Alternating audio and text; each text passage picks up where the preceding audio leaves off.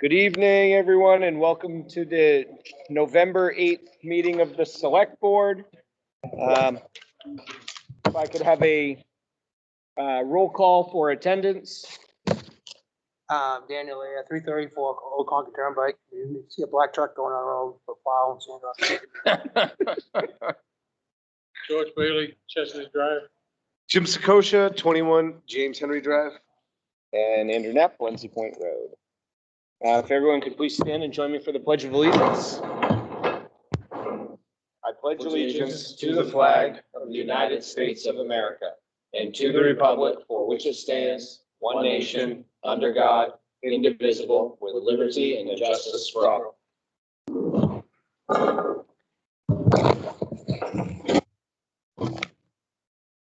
Reviewing the agenda and approval of the agenda. Does anyone have anything they'd like to add? Select person there. Yeah, I asked for a moment of silence, and did you add agenda when I text you about the cemetery? I figured I'd add that to the agenda on the 15th, but if you'd like to discuss it tonight, we can. Yes, I would. Okay. So that'd be new business, new business C maybe? So under business C, what is the item? SAU 74 mowing contract.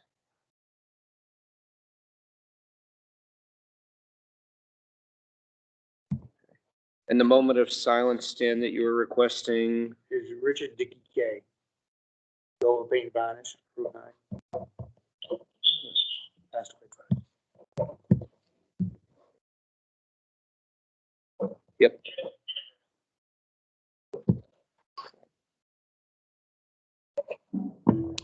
Everybody good with the agenda as amended? Vote on the agenda. Aye. Bailey, Sakosha. Nap aye. If we would, I'll give a moment of silence for Richard Dickey K. As requested by Mr. Hare.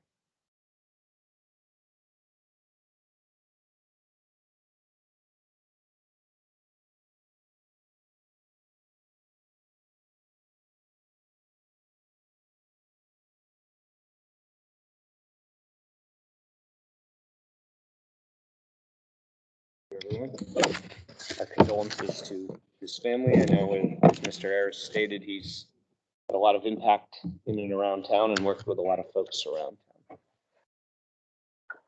town. Public comment, the first of two public comments. If you're participating virtually and you'd like to make a public comment, this is your first chance to do so. You can press *6 to unmute yourself if you're on the phone, or if you're on the Teams program, you can raise your hand or enter a comment in the chat feature. Wait for the chair to recognize you, state your name, address, and offer your public comment. Jim Sakosha, 21 James Henry Drive. I happened to be at the town offices early this morning and saw a couple employees roll in before start time. So I wanted to say definitely didn't go unnoticed and like the effort. Fantastic. We'll pass it along. Anything on your end? Nothing virtually. All right, at this time, I will close public comment. We have the consent agenda, meeting minutes, previously submitted signed requests for signature, new requests for signature, and the food pantry temporary storage container. Anything needs to talk about, or are we good with the consent agenda? Roll call vote. Make a motion in a second. Oh, motion. make a motion. I'll second it. Roll call vote. Aye. Bailey, aye. Sakosha. Nap aye. And appointments. New police officer swearing in, Cameron Berry. I'm assuming Chief Joy will be doing in the swearing in this evening. Hey, don't forget to get any important names correct. I'll get All right. I've got a whole bunch of names just to rub it in. Oh, all right.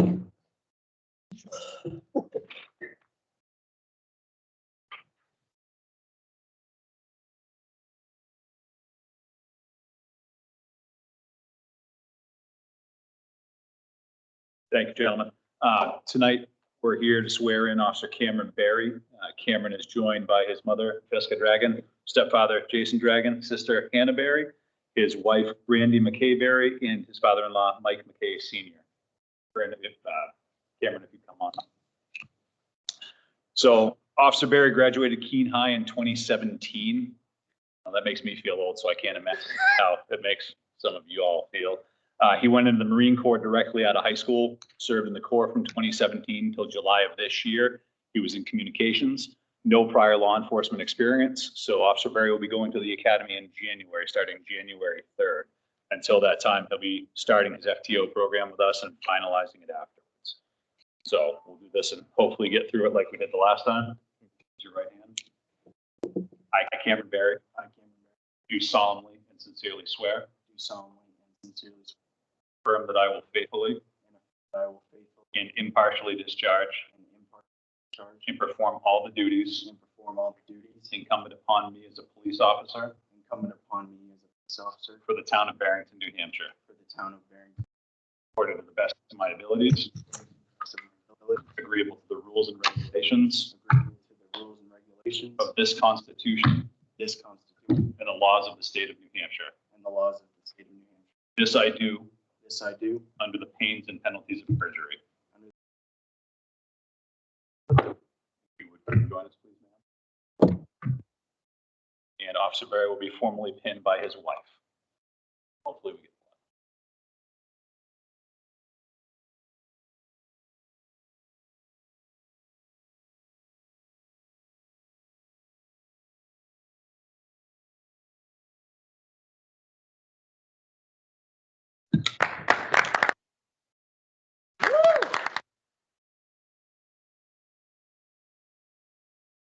Congratulations. Absolutely. Welcome. Welcome aboard.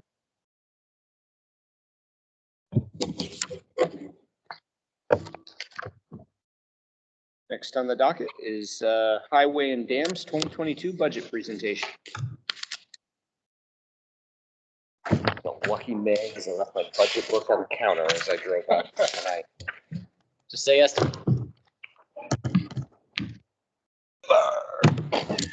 It's been a while since I've been in front of you. Anyway. I know, you've been hiding out on the other end of the Yeah. screen. So, the highway budget. I can see the Education Committee has been hard at work, trying to figure out different things that could be reduced, and that's good. That's their job. Before I get going, just want to say, this budget was already reduced last year, so that loaf has already been cut. This year, I reduced it going in voluntarily on a few items. And, you know, these recommendations are gonna try to reduce it even further. I just want to say there's a couple of things you got to keep in mind. Supply chain interruption, very big word now, and it's causing prices of everything to absolutely go through the roof. But even though you're hearing that the supply chain interruption is a West Coast phenomenon because of all the boats that are offshore, believe me, it's an East Coast phenomenon, whether it's happening or not, because everybody's on the bandwagon. So if you're the only guy in town who's got the last head of lettuce to sell, you're not exactly going to fire sale it. You're going to get everything you can because nobody knows when the next one's coming along. So this is, it's real, it's here. So, you know, cutting budgets is nice. It's a noble thing. It's what we owe our taxpayers to try to get by with as little as is practically possible. But we really need to watch out here because this stuff is coming hard. So with that said, I'll start going through this. Lines 2 and 3, I'm just going to combine them. Basically, it's my salary and the full-time hours of all my guys. If you people would approve that COLA and merit raises, comes to an increase of $68,250 between the two lines. That's lines 2 and 3. Part-time and temporary hourly wages. This year, I have used a fair amount of that in the summertime. The last few months with Bob Brown basically We took a bunch of old folded up snow plows that had been collecting dust out in the backyard and been useless for years. As a result of him and his hard work, now we have 3 snow plows for spares that we did not have before. Plus a lot of other stuff that he did. Very valuable guy. So a lot of the part-time wages for this year have been used up with him doing that, but it was a necessary exercise. Next year's part-time, I think we cut 5,000 from that line. And I'm gonna go with 20,000 in 2022. There's been a historic surplus in that line. Overtime, I know we've been a little low last few years, but the last few years have not been really representative of what it could really get like out there. So this year we have the added burden on that line of my foreman who got hired, so that's an extra body. Plus, if the COLA and merit raises get awarded, which would be greatly appreciated, that would also put a little more strain on that overtime. So I feel a little queasy about cutting it. You know, we can probably cut it a little bit, but I wouldn't take a whole lot out of it because we haven't seen a good winter yet. So line 6, earned time buyout. There's not that much earned time within the building to be bought out. So I'm comfortable at 10 grand for that. Employee benefits, that's self-explanatory. 270,278 to 307,497. That's nobody's fault. Line 8, consultants, which is basically engineers for the most part. Anticipate 35,000 being spent this year. I'd like to stay with 35,000 in 2022 because we got a lot of engineering stuff in the pipeline. A lot of it got delayed this year because of everything else, but it's still going to be there. So we need to keep that line where it is. Building maintenance was another thing that the advisory budget committee would like to reduce a little bit. I guess we probably could. I've got no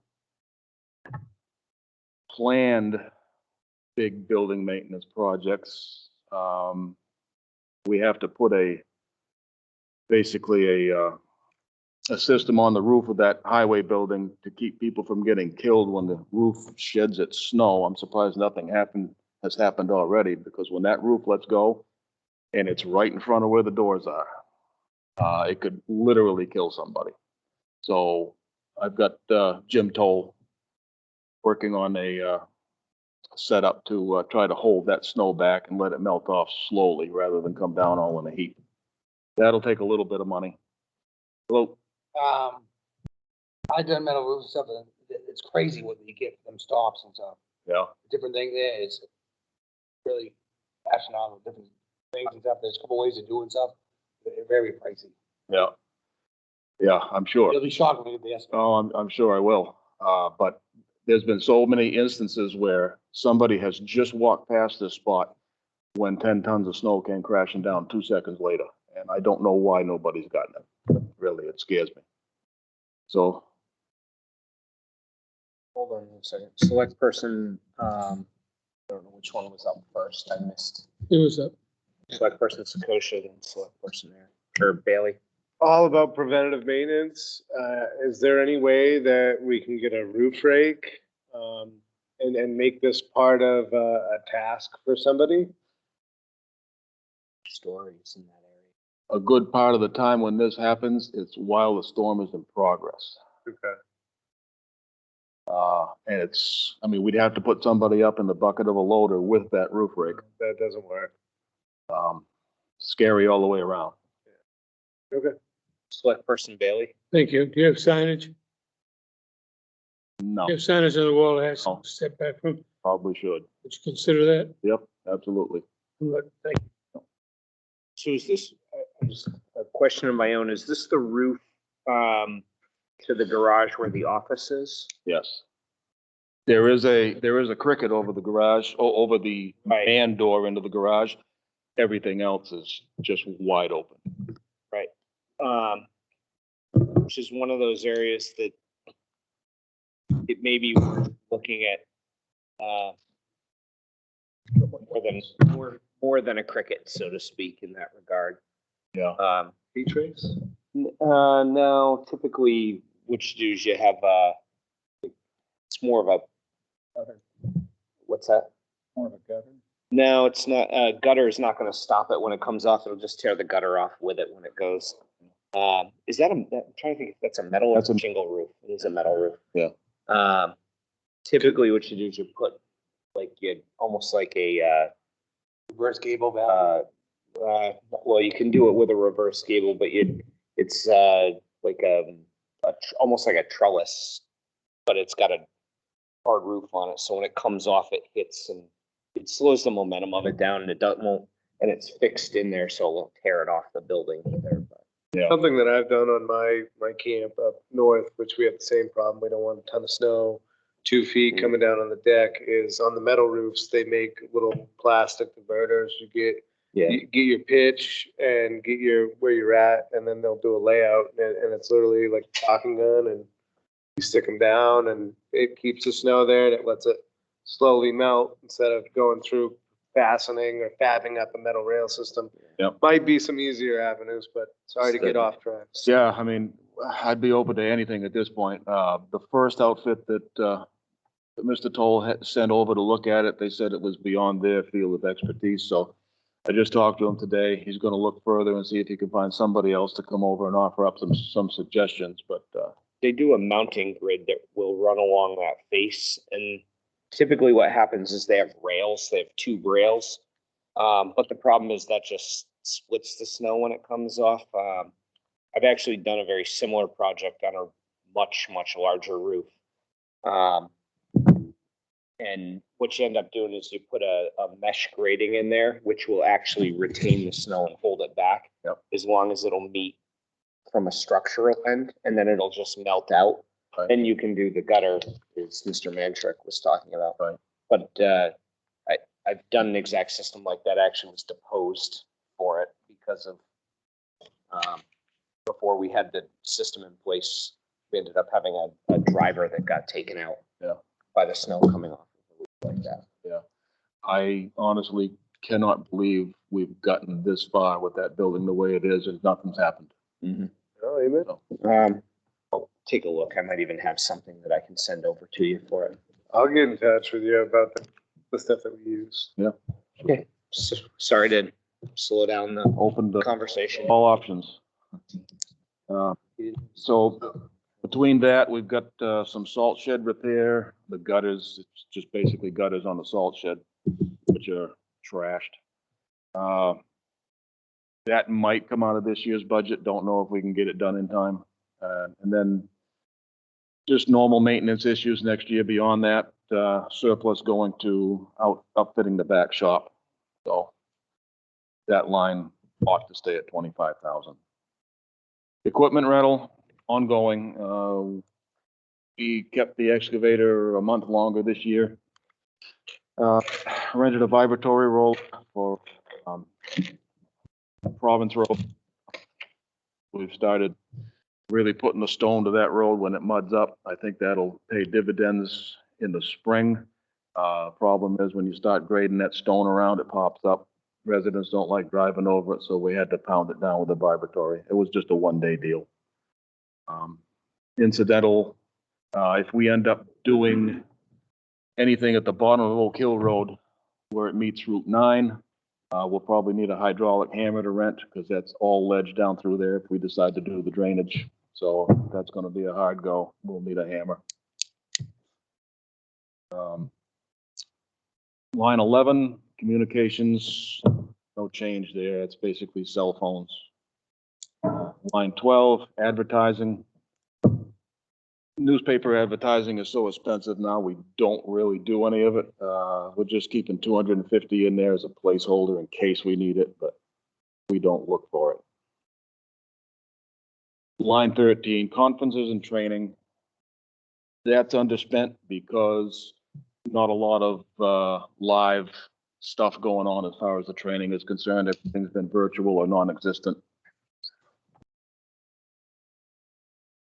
Dues and fees, line 14, that remains at 300. Line 15, office supplies. We're going to exhaust that this year if we haven't already. Still trying to upfit the new offices, which you guys graciously allowed us to have. It's been a world of difference. I got to tell you, thank you, all of you. It's one big step towards professionalism that we really needed. We will continue to outfit the offices as time goes forward, so I think we need to maintain that $1,000. Postage, $100. Here again, just a placeholder. Registered letter, such being sent out. Safety equipment, uniforms, unchanged at 11.5.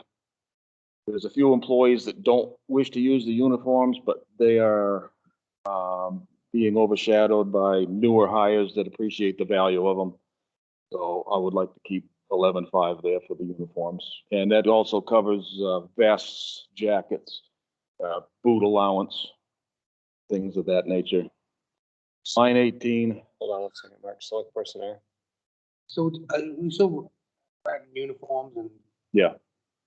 how often is that are they using them? Last year, we kind of talked about giving out Yep. allowance for the body to buy stuff out, right? Yep. Get your shirts and vests and stuff like that and boots. Well, once they found out they had to pay taxes on the allowance, they decided the uniforms didn't look so bad after all.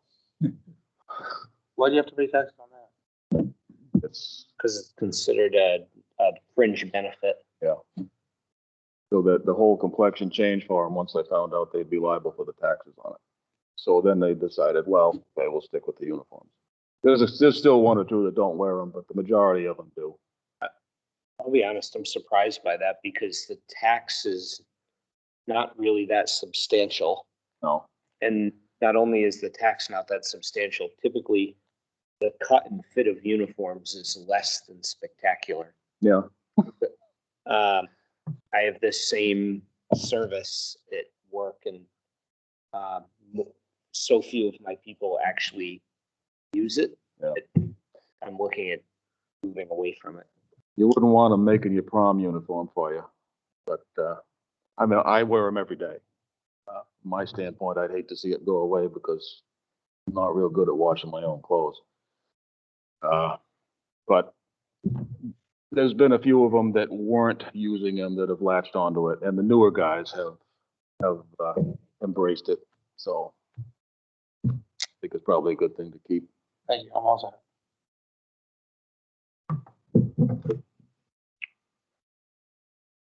Line 18, equipment, tools, hardware, and supplies. This one's going to be overspent this year. Hopefully, next year we can keep it in line. Basically, we had nut and bolt bins, hardware bins that were empty. Had nothing but junk in them. We had a hydraulic fitting bin that, yeah, okay, we could make our own hoses, but the problem is we ain't got the fittings to make it with because they were just never replaced. So been trying to build up that inventory. Spent a little money on a hydraulic adapter cabinet, which basically if we get in trouble and we don't have one particular hose end to put on a hose, we can adapt it down and make it work in the middle of a storm. And that assortment is a little pricey, but it's a forever thing. It's a long-term investment. Do you have both standard and metric? We have some metric on some of the stuff. Majority of our stuff on the plow trucks is standard. It's JIC or pipe. I know I run into the same issue, so I tend to try and make sure I have standard equipment for my trucks, and then when I get into more equipment or machinery, everything tends to be a metric in my world. So. Yeah, and some of the bigger stuff, like on the loaders and stuff, I mean, that's all the split flange stuff, that's all proprietary, and you wouldn't want to even begin to stock that because it takes 4-wire hose. It's a whole nother realm, but the majority of it we do stock with now.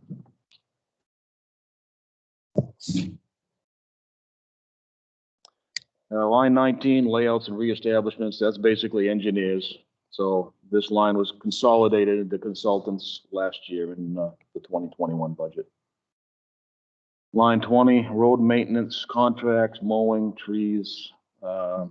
Still trying to get a handle on the tree situation in town. Big problem trying to find people to cut them. Everybody's busy. Going to start trying to use up what's left in that budget before the end of the year. I wouldn't recommend decreasing that budget. Stay at 40,000. The tree situation in this town is insane. Select person there. The new owner, the guy, well, there. Yep. Have you talked to, I put I have. times, I- real nice guy. He is. I've used him once already. Is he available? Well, he is from time to time. I mean, he's really busy because he's only a one truck show. But if we were in a real jam, he'd help us out. Real nice guy. So he's just one resource. Finding out today, Urban Tree got bought out like over the weekend and things are gonna change there. Don't know if it's for the better or not. So a lot of variables in the tree business right now. Thank you.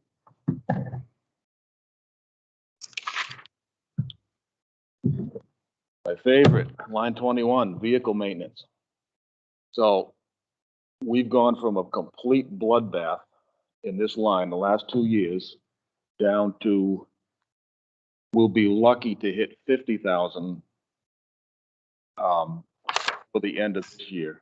Some really have to go at that, but we were at 85,000. Yeah, we were at 85,000 and we couldn't even stay within that the past couple of years. And I would love to take credit for it and say, yeah, we got this, but I ain't that foolish. This whole thing, it could head south in the blink of an eye with the equipment that you got. I mean, an exhaust system, if you had a breach of a exhaust catalyst, that's a $15,000 exhaust system without even blinking. And none of it's been replaced on any of this stuff yet. So it's there waiting.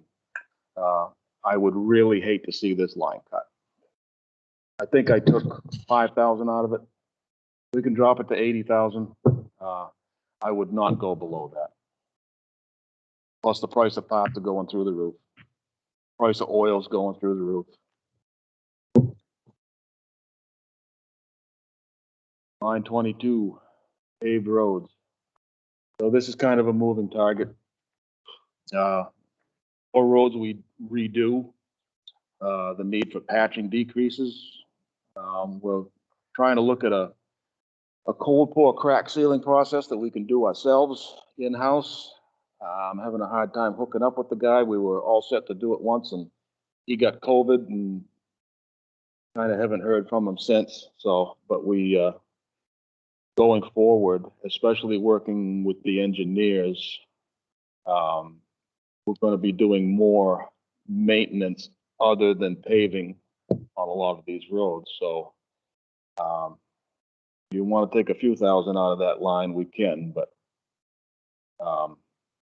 that situation is going to increase. Street sign maintenance. Aaron's got an order going in soon, I would imagine, to replace a lot of the street signs. So I wouldn't touch this one. The signs are getting expensive. Line 24, paving. We'll need to overlay everything that we did this year.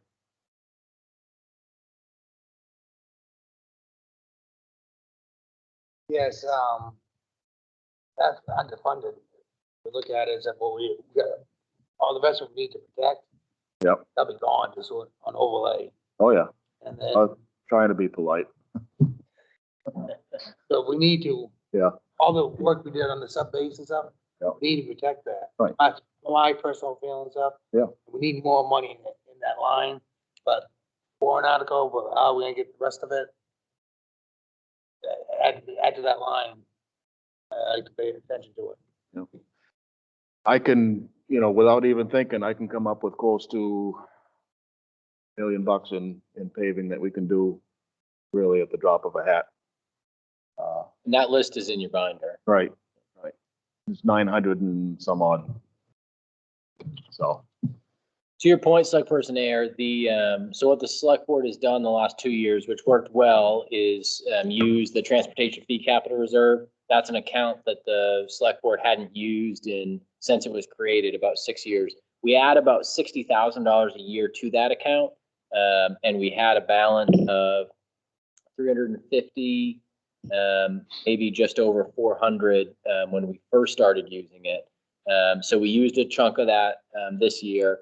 That's the funding source that the select board anticipated for the improvements to Orchard Hill Road. But I think I just checked the number last week. We still have a balance of like 250,000 in it, and we make deposits on a rolling basis, 60,000 in a year.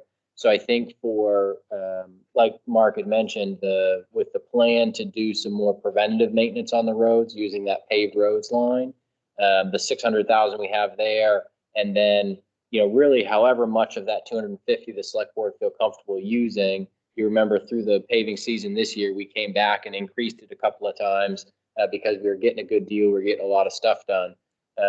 So if the select board wanted to target right now saying, hey, let's plan to use 150,000 from the transportation fee capital reserve so that, when we're talking to residents about the budget and planned paving projects, we can let them know, hey, we plan to spend 750,000 on paving, just not all of it from taxes, some of it from funds we've raised otherwise.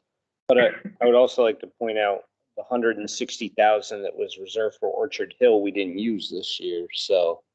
Right, we should keep that balance. Right. It's gonna I wouldn't be, want to touch. yeah, we will have 150,000 available next year and still leave the 160 balance in there just because of how it goes in.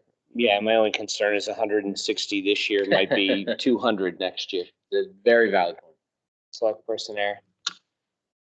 I looked at all the figures of, I personally, we gotta be at least 8 from what we got there and then branch off. I can appreciate what you're saying, but we also have to have a plan at which we move forward through it in a way that is reasonable and protects what we have already put down for an investment. And I give Mark and his crew a lot of credit in the sense that they've gotten the drainage done in advance so that it's ready. They've been grinding more roads, which if you look at them, the roads are much better than they have been in the past. They're not coming apart and splitting apart within a year of them being done, which was a common thing that we were seeing in the roads. So they are definitely in better condition. But it's one of those, we can't eat the entire elephant in one shot. So we have to be mindful of that. One item that you had brought up earlier, which paving is not really the right place for it, but I'll come back to it after, is I just want to touch on Province Road. But we'll do that after we get through this. Yep. Hold on, Dan. Advisory Budget Committee, Steve Saunders. Yes, I think one of the things that is not included in here is a warrant article for paving. Yes. We used to do that. I know that the PC has always attempted to keep $1 million available for paving from the two sources, operating and warrant article. And one of the things that I would hopefully look at when we get into discussing the total of the warrant bottom line is making sure we have enough in paving by perhaps creating some of that $100,000 we made toward the $1 million target. Thank you. Select Person Air. Well, that's what I'm saying, just to protect what we got and go on there. I agree with what you're saying, so we go up there. We spent a little over 800 this year. little shy, I think. A little shy. Yeah. Mark in advance, I mean, there's a lot of credit deserved across the board, worked very efficiently through the projects.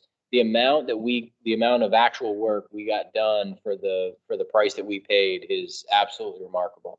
And if we didn't have Mark with his 40 years of paving management on our side, I have no question that it wouldn't have been as efficient and as quality decisions throughout the process. So we got a lot done, but just under 800.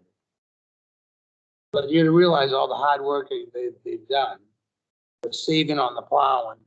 We're getting rid of the water for the drainage there, so we're saving on that asset. We get longer life out of the stuff. That's what I'm saying. We need to protect and go over there and basically commercial way there. That we should get 25, keep maintenance of it. We should get 25, 30 years out of it. That's done. Yeah. We just go down the list. Yeah. So then you saw your payment plan, where to come back to. And that's where you look at the total goal. We get a game plan. Let's continue on with it, but we need funding for it. That's all I'm saying. Within that 600,000 that I've got plugged into that line, that very comfortably covers the overlays on everything that we did last year. So our investment from last year is well covered out of that 600,000, plus there's room in there for even more. Beyond that point, it's just, it's a function of how much money you guys want to throw at it. I mean, I can come up with roads as much as you want to come up with money for. James Henry Drive. All right. So like Count Malgo, that's a setup. Then go on through town. Or other roads, Yep. Chester Drive, never get overlaid. Yep. And then you go up to Gooseneck, they never get overlaid. That's broken up, that's a Oh, yeah. redone. Right. And I will really try not to ever leave a road in binder more than a year unless we absolutely have to. And that's the goal. I mean, we base it this year, going to be top next. That's what I'm saying, keep it the good work here, but still there are other parts of the town. Yep. So we've been kind of doing a radial approach from the center of town out to address all the former cow paths that are now cut throughs because nobody wants to light at Caleb anymore. It's only gonna get worse. It is. And, South Malago is one of the last remaining pieces of, that in-town puzzle. And that's taken a while for whatever reasons, just to get the engineering done. I don't anticipate that we will be able to get that paved even next year, because it's gonna take us that long to get the drainage in if we do it ourselves. Well, and I'm assuming that's one where we're gonna not only grind it, but we're gonna add material to raise it up. Yep, 6 inches of stone and all the drainage infrastructure that gets designed into it.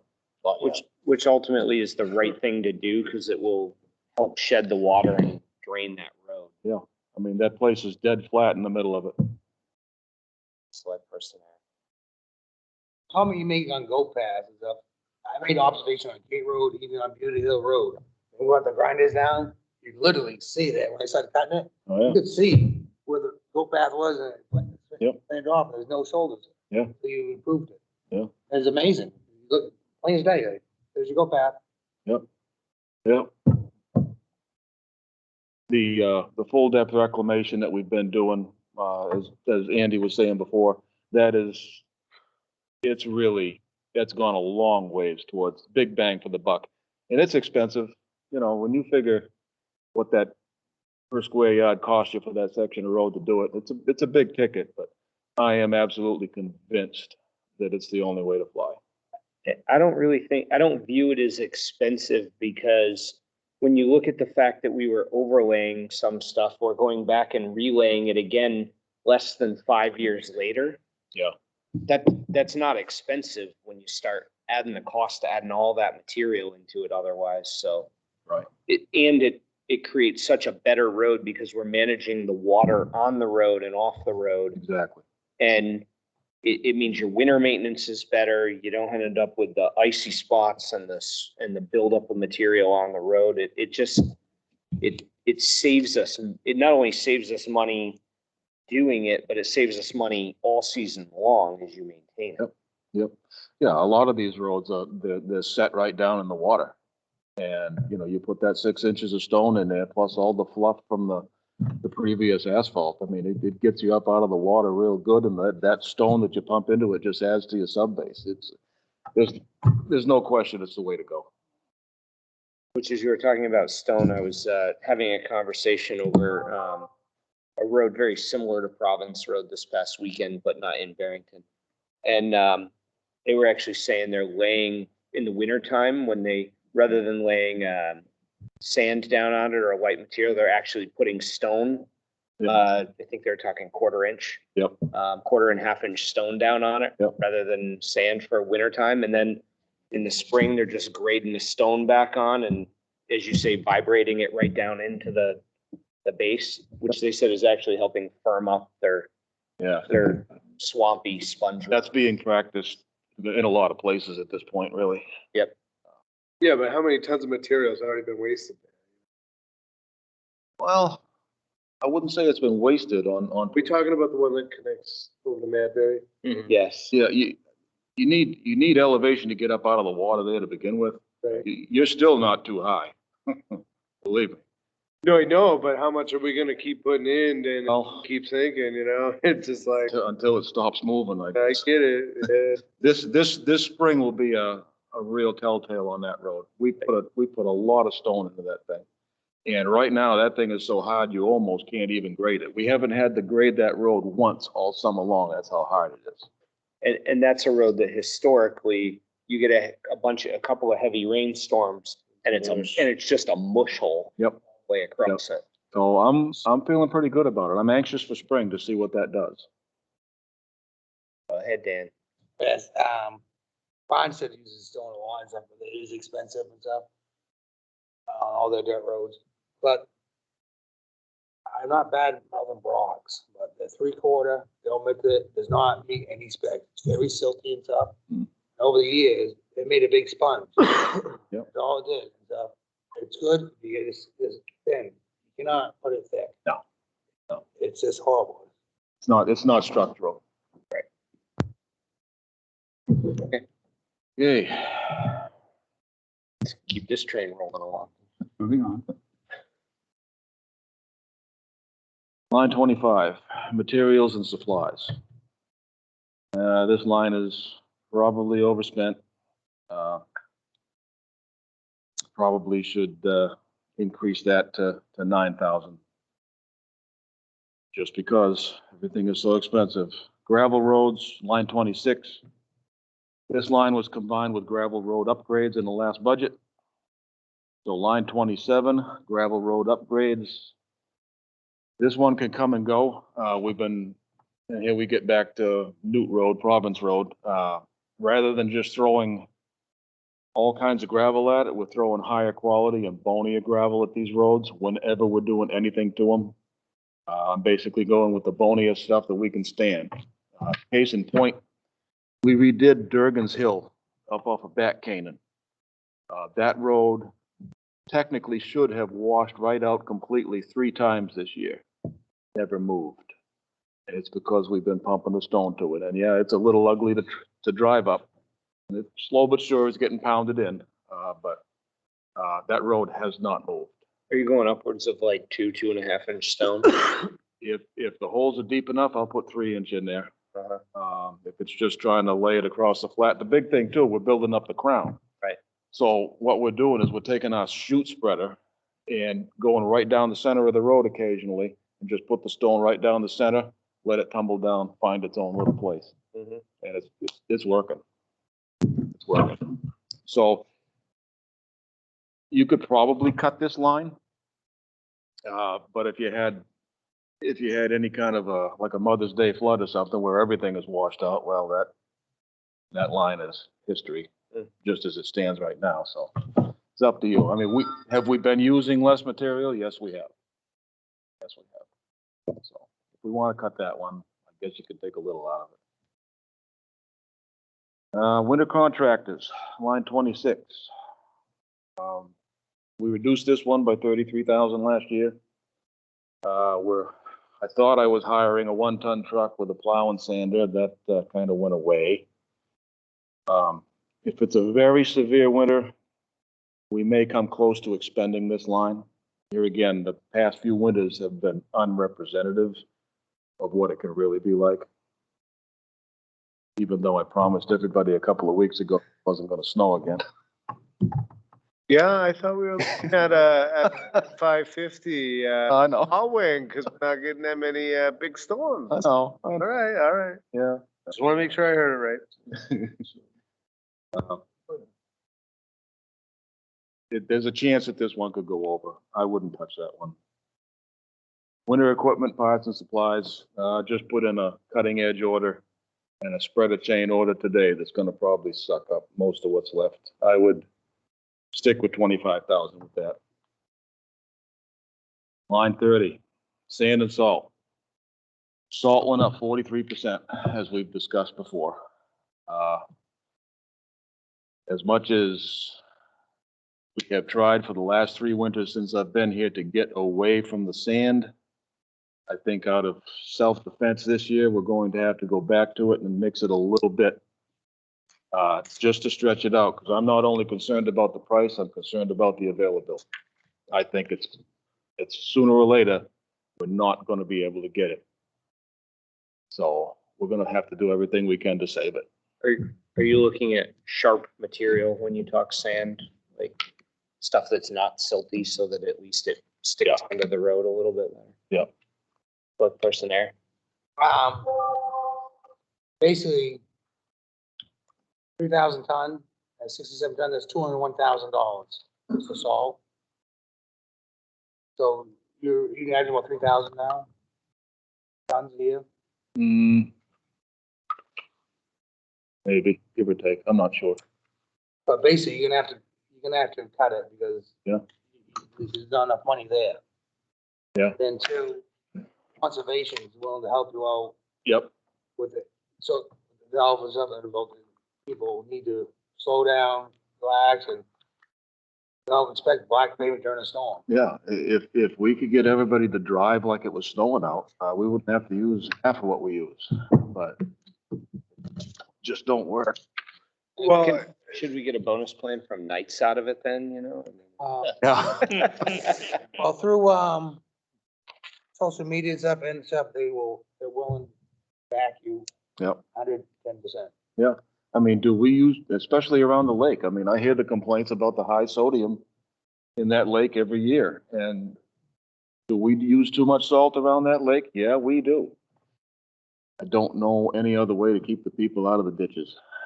Let them go in. Yeah.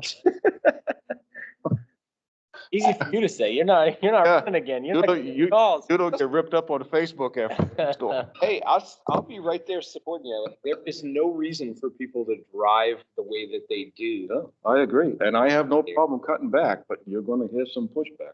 The local scouts need to do a winter tire fundraiser. My Cost thing me is, it mattresses. pains me to see you guys sanding one way and then seeing it get pushed the other. Sometimes it happens and, Yep. you know, and I just see it, And the problem is the glaze that's created after you make a pass. Yep. and people just don't pay attention to it. It's like exit 3 on 101. It took a couple of years for people to slow down. And they came up to exit 3 when they're on their way to Manchester. So now you don't see as many cars in the center line. I've always been a firm believer, traffic will figure itself out. And, you know, as to kind of echo what Select Person Bailey had said, you know, people started seeing people in the corners and off the ditches being like, okay, well, I'm gonna slow down on this one so I can continue on my day without calling nights. Yeah. And then there's that fine line you gotta worry about at the same time about the definition of negligence. What is the definition of negligence that's gonna hang us up if somebody does pile themselves into an oak tree? Well, and some of that comes down to what do we set as our objective, is our municipal objective for clearing a storm. And it's that once there's 2 inches of snow on the ground, we're out clearing snow. But it doesn't mean that it's gonna be perfect. It means we're out there in process of it. And I think you just have to be clear with people that this is what defines how and when we respond. The town's been spoiled over the years. Which maybe we can get some posts on at social media, That's conservation. Facebook to get out there? Yeah, it's out there. It's in the tax bill insert. You see on the back of that is a link to the town's snow and ice control policy that Chair Knapp mentioned. Right, but we have to think about, that would be great if everybody was like, oh, it's Monday night, I'm gonna check out the snow reports, the people nowadays are used to seeing something on a video through a platform of some link, and, they rather hear it from somebody rather than go in and read it most of the time, I find. Or it's in passing, something came up and you see a video and you're like, oh, well, I didn't know that. Now I know what to expect. And I don't think trying to boost it out to more people to make it echo throughout the town, Yeah, bad thing. no, it wouldn't be a bad thing. Because, you got to think about it too. The majority, when we're getting these bad storms, I mean, let's be honest, everybody used to walk up a hill both ways to school during a snowstorm, right? Yep. But historically, everything's been closing. There's 6 inches on the ground, 6 to 12, okay. Schools are shutting down, closing early, early dismissals. And I mean, we live in New England. Yeah. Yeah. That's, sorry. Select person there. My biggest office. People in the middle of the night, middle of the storm, they run down to the convenience store. Mm-hmm. And then they come back, they don't want to shovel the road. So they pull and they get hung up because the car's too low and stuff. Now we have to plow around and stuff. Yep. Basically, there's a storm's coming, think ahead, get everything you need. Don't go out, you have to, you go to the hospital. That would be the prudent thing to do. Another thing you don't have going for you is your topography in this town. The hills. The hills, the curves. It's, it's all there is. So the other thing you gotta fight is you don't wanna end up handcuffing yourself by not sanding this particular hill. And then the next time you go to plow it, 10 cars piled up on it right in your way and you can't do anything. So Understood, but you also know those spots, in town, you're gonna have to do Oak Hill. So yep. You know what I mean? But one of the variables is the fine line for the highway department, but also the impact that it creates with police and fire. Because they're the folks that are gonna get called out to respond to the accidents, so. Yep. Our ambulance is busier, our police are busier, our fire is busier, so. Right. Making sure he has the right level to do what he needs to do. Right. Minimizes the need and allows Rick to stay back in his warm, cozy office and hang out there, gym or wherever else he needs to. I mean, right now, if it's any kind of a storm at all, the police department is kept busy just trying to get errant cars off the road so that we can. Right. So that we can get by them. That's a full-time job for them. So it's. I think it is a fine balancing act, and Yeah. we've gotta make sure he has the right level of support to. I mean, we will refine it because it needs to be refined. No question. I won't make that argument at all. It's one of those that I look at where, being an SB2 town, we always have extra resources tied into the budget where if we're gonna blow the line, we will figure out how to accommodate it. Well, and the town made a smart decision a number of years ago to establish the emergency maintenance capital reserve account. For just that, if we were to have a really bad winter where we need money for winter contractors, overtime, other things. I think at the end of the day, we hired Mark because he's a subject matter expert. He understands this stuff. In his first 2 years here, he reduced our winter maintenance budget by over $100,000 between overtime, winter contractors, and materials. And those were adjustments. Mark talks about the residents in town being spoiled. The amount of progress Mark has been able to make without really upsetting the apple cart in town, throttling back on the sand, reducing the expectations for intersections and things like that. We've made tremendous progress already. And, I have trust in Mark to continue making progress in the right direction, especially with salt usage and everything else. And to your point, Chair Knapp, we need to give him the tools to do his job on for what he's asking for in a regular winter. And in those situations that are above average, we have safety net available to make sure that he has the resources even in extenuating circumstances. I think we have thoroughly examined this one.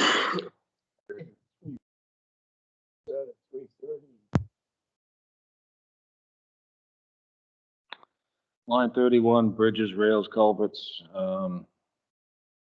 just took in a big load of 15-inch culverts to, help draw that line down a little. There probably ain't a whole lot of that left. I would say stick with what you got. No reason to cut it or expand it. Town dam gate repair. At some point, we need to do a dive inspection on the part of the dam that's always below the water, just to see what's going on down there. We fixed the top part last year. That had some benefits that we didn't even know were gonna happen. There was always a perpetual leak out the back wall of that thing that was putting out a fair amount of water constantly. And after the concrete repairs on that spillway and the throat of the dam going in, that leak has stopped. So that is a huge bonus. Because I was worried about how much material that leak was taken out of there, and it stopped. Flex seal, right? Select person there. There's a retired police officer that needed a diver. Yep. I don't know if you look for someone to do it, maybe they'll talk to him. Yep. Yeah, I don't know if it needs to, I would imagine it would be just a underwater picture taking expedition. But, it needs to be done. And also we need engineering done on the state has been for the last few years in the dam report. They've been harping about, at some point, we're gonna have to do what's called a riprap filter on the front face of that dam, which basically keeps the wave action from drifting in, carrying material back out, weakens the dam. So the riprap filter basically is gonna take all that stone off the dam in its current state and put filter fabric back in so that the sand is going to stay in, or the material is going to stay in the dam, and then re-riprap the whole face of the thing. It's not,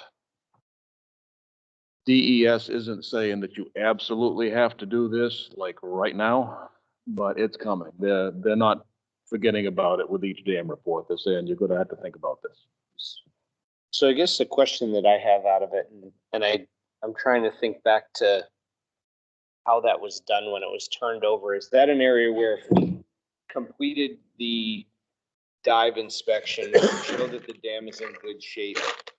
I'm wondering if we can try and get the state to take over that dam. Not a chance. I didn't think so. Yep, not a chance. Hey, trust me. Every Because time I wasn't talk that- to somebody at the dam bureau, I ask them, "Hey, you trying to pick up any dams?" I got just the. The trouble is that they don't want it for the same reason we don't want it. And so the right time to have the state take it over is when it was offered to the town. Say, nope, not interested. So that dam will always be our responsibility, and that's a high hazard dam, which Mark said it, and he's right. The dam bureau has been very generous working with us to get to be reasonable, take a responsible approach, and it's not an emergent issue. But Mark has been working diligently on the necessary precursors, the repairing the spillway, getting the drawdown plan, the formal drawdown plan established, urgency plan, and obviously all the work that is in progress on the other side of the dam with those culverts and the beaver dams and other congestion south of that. So it's important to keep working on that. A lot of damming going on around here. Yeah, the beavers. Yeah. Anybody have a beaver solution? 22. Yeah, it was like, well, you can get nuisance permits for that. We got to get back to the beaver trade. The economy in this part of the country was established on the fur trade. We need to get back to that. We need to get the money back into the fur trade. Do you have your trapper's license? I do. Ooh. All right, select person Bailey. How long do you think it would No money in beaver. take with a riprap? Riprap filter? Just caution. Oh, that's probably a 3-week to a month-long job. You got to be kind of careful about what equipment you put out there, just because you don't want to plant a huge excavator out on that dam. So it's going to have to be done with relatively small stuff, which is going to take longer. You'll look great out there with a wheelbarrow, George. I don't even know how to use one. You gonna give me the instructions? DJ. Select person there. When I was younger, I worked for a company, we did it, we had to use a crane and stuff. Yeah. 'Cause you can't get small stuff in there, you touch it to the air and stuff. And there's some companies that will do it. It's very fragile work and Yeah. they're really right on you. Oh, yeah, it's very specialized. So it's not gonna be cheap, it's not gonna be quick. Oh, I was just gonna say, that one's probably not gonna cost us a lot. No. Cheap, right? Which to the point about the capital reserve accounts, we've been putting 150 into the bridge and culvert capital reserve, and we've been putting, last year, I think we put 75 into the Swains Lake Dam capital reserve, and setting the money aside, so when we're ready to do that, we have it, is important. Yes, it will be important.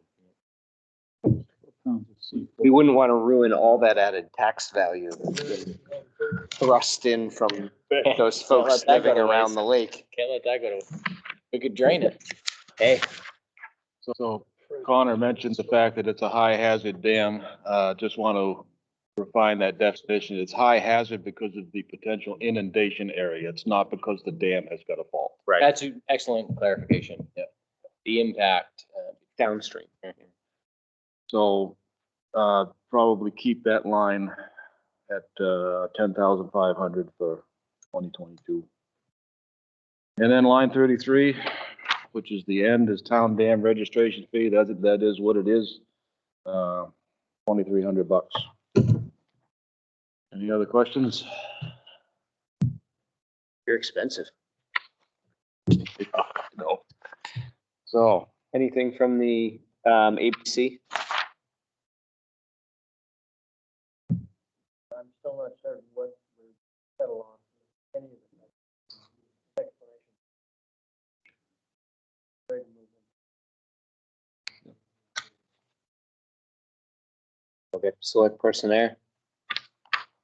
On the news and stuff, the money, this capital improvements of those awarded last Friday and stuff. I personally, the town should do any grants, infrastructures. There's certain things that might be coming up that we have to widen our roads and repairs to them. If we can get any grant money, I don't know who would handle that. But I think it was affected in the highway department. Infrastructure repairs. I think we can get money. I think we should start working on looking into it.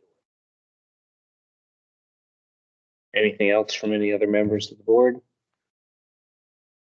Mr. Chair, I think to Budget Committee Chair Saunders' point about the cuts of the budget, well, before we get to that, in the operating budget, the Budget Committee recommended cuts 5,000 from 3 separate lines. Mark made some good points on a couple of lines where they shouldn't be cut, and recognize that on a couple of others, there's probably room. And we'll see how next year goes. Is the select board, how would the select board?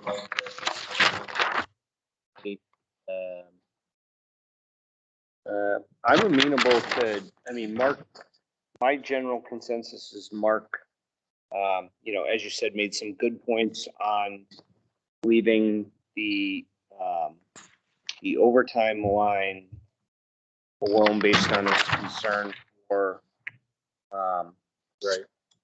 for storms. The gravel road upgrade, I think they were comfortable with. I'm trying to think what were the two that. It was vehicle maintenance. Vehicle maintenance. From 80 to 75, and then gravel roads from 35 to 30. I think Mark made a strong point where it is, but kind of conceded that 5,000 out of gravel roads would probably be the end of the world, but had raised concerns about material costs. Right. So do you want to leave it as originally submitted? Select person there. My own personal, we're getting to the pavement maintenance, crack sealing, cost of the equipment and stuff, and doing stuff. I think we better sub it out. Stuff. Do we get a feel from the engineers at what direction we're going? For what is this for? Tire repair and stuff you mentioned stuff. Right. I feel probably better off to sub it out. Get a good game plan with the, town engineers. They have some feedback about it and stuff. I don't think we should go invest into it next year. I think we should try it out, sub it out and stuff. The equipment for the coal pour process is really quite minimal. Is it every bit as good as hot pour? No. No, you'll have to do it, you'll have to redo it a little sooner than the hot pour is what I'm being told. And this is a salesman telling me this. So I have no problem subbing out hot pour because ultimately it is better, but you're gonna pay more. Select person I there. personally feel thought up me of it in my day. That's what I'm saying, the cold, hot's a lot better. They skim it, get a blow surface and it bonds. The different grades of it will react. This stuff does last longer. Holds up, I've ripped up a lot of it in my day.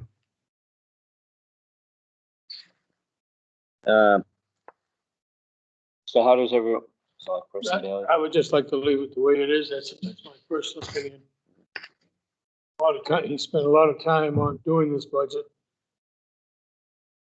It's minimal, request, so that's how I feel. I don't know, whatever group wants to do, select board. Select person there. I feel the 50-50 split with the ABC workable on certain things you're willing to do.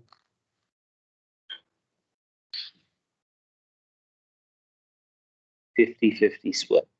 I feel there's a compromise 50-50 between ABC and the road agent. Okay, so which lines are we compromising on?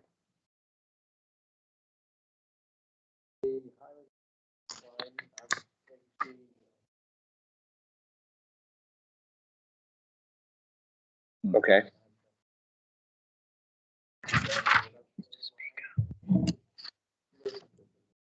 I'm sorry, can you just speak up a little bit? That's for the upgrade, and I got the impression $35,000 that it would be acceptable. Okay. And then the other request that we suggested we had talked about. Yep. And given that we haven't yet made.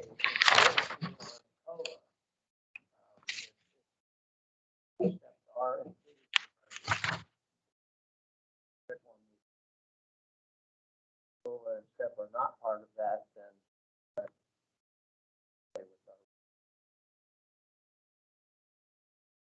Stay with your recommended cut, so to cut it to 55? That color was included. Well, It's factored into it. It's factored into it, so that's why But I mean, said it should be, we would accept the 60, and the step are approved by the board. And given the fact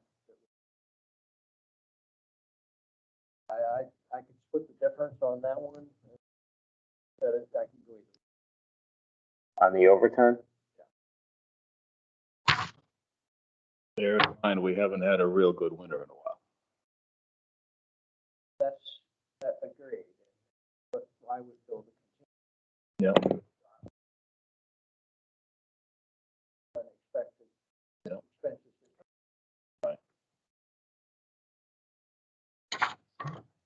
So we have a contingency fund for overtime?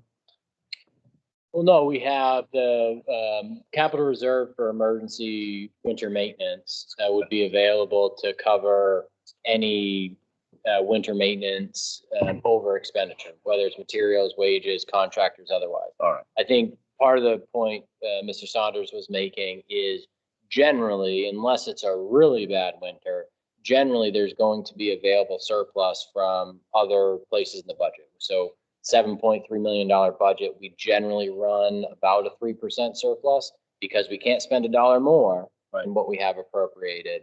And so by the nature of municipal budgeting, you know, that's about 3 to 5% is typically surplus at the end of the year. Okay. And so unless it was really bad, we probably wouldn't have to dip into the capital reserve. But if it is really bad, we have that insurance policy there. And I didn't realize that overtime was covered under that, Mhm. so my bad. If it's related to winter maintenance. Right. I would just like to point out for the record, since Connor just stated it on the record, that he runs fat. Yep. No, now wait a minute. You all set the budget. It's your budget. Keep that in mind. Got it. Keep that in mind. Yeah. 3.5. I think somebody else should keep that. No.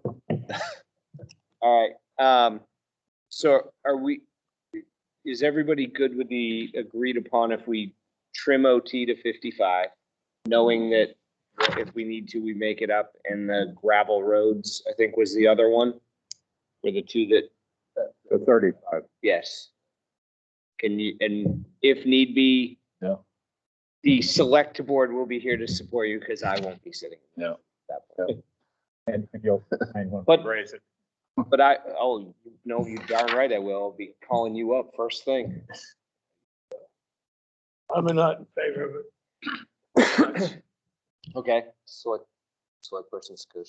Well, what about what we just talked about, maybe cutting down on not pumping a bunch of sand? Is that part of what we? That's in the current budget. Dan was the conversation we were having was that the expectation based on 3,000 ton is that they would end up going over $200,000, but we only have 160 budgeted in that line, But which we is have 1,200 there right, on which is hand. which is where we were talking about the use of sand. Right, yeah, but So that would some of come out that. of the emergency line. No, we have 1,200 currently on hand. Yep. Plus the additional material we would need just by itself is $200,000 in a line item that we've only got 167 or 168 budgeted in. thank you. Select person there. But then he's introduced sand and salt mixture, for all the storm to spread out the salt. Cut it down so you don't. Right. Wipe the budget out. Theoretically, you cannot do it. Then by doing that method, you'll be able to stretch it. Okay. Is everybody good? Are you good, Mark? Yep. Yeah. Thank you for all the hard work you've done and the work your crew has done. Yep. It is recognized and appreciated around town. Thank It you. is. Thank you. Ready for the warrant? Lay 'em on us. Well, they're all in there, so maybe if anybody has questions, just do questions on warrant articles. That's an idea. Thank you. So, ABC member Saunders, I think, had questions on warrant articles.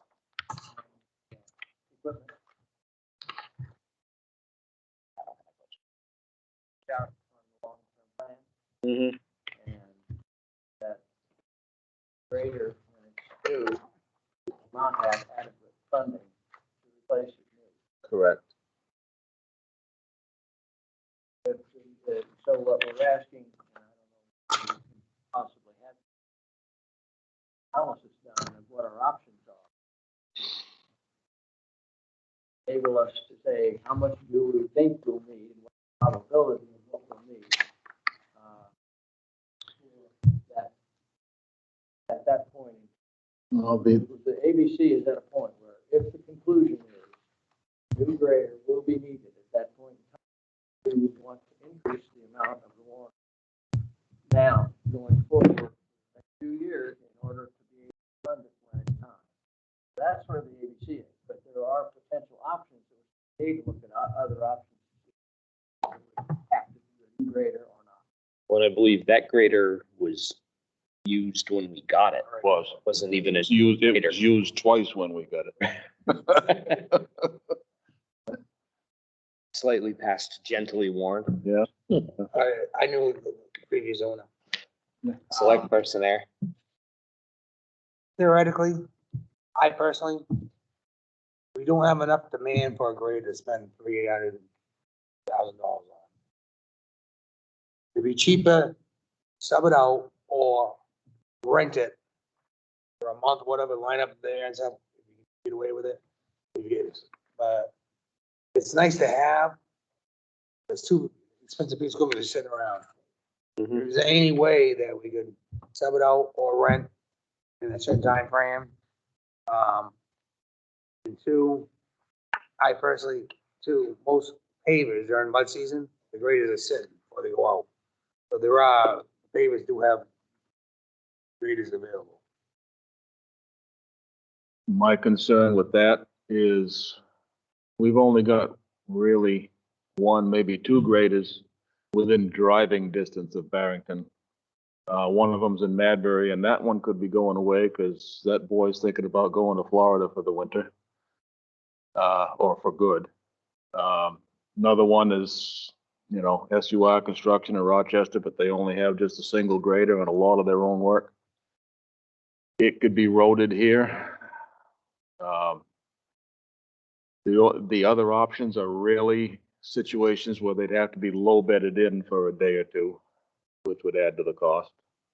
Opposed to trying to resolve it tonight at the meeting tonight. And my recommendation at the budget committee meeting was to lay out for Mark that we have these concerns and give him an opportunity to prepare and present alternatives. My recommendation at the budget committee was not for this year because that's a lot to ask Mark to worry about when he's preparing for winter maintenance and finishing up the budget process.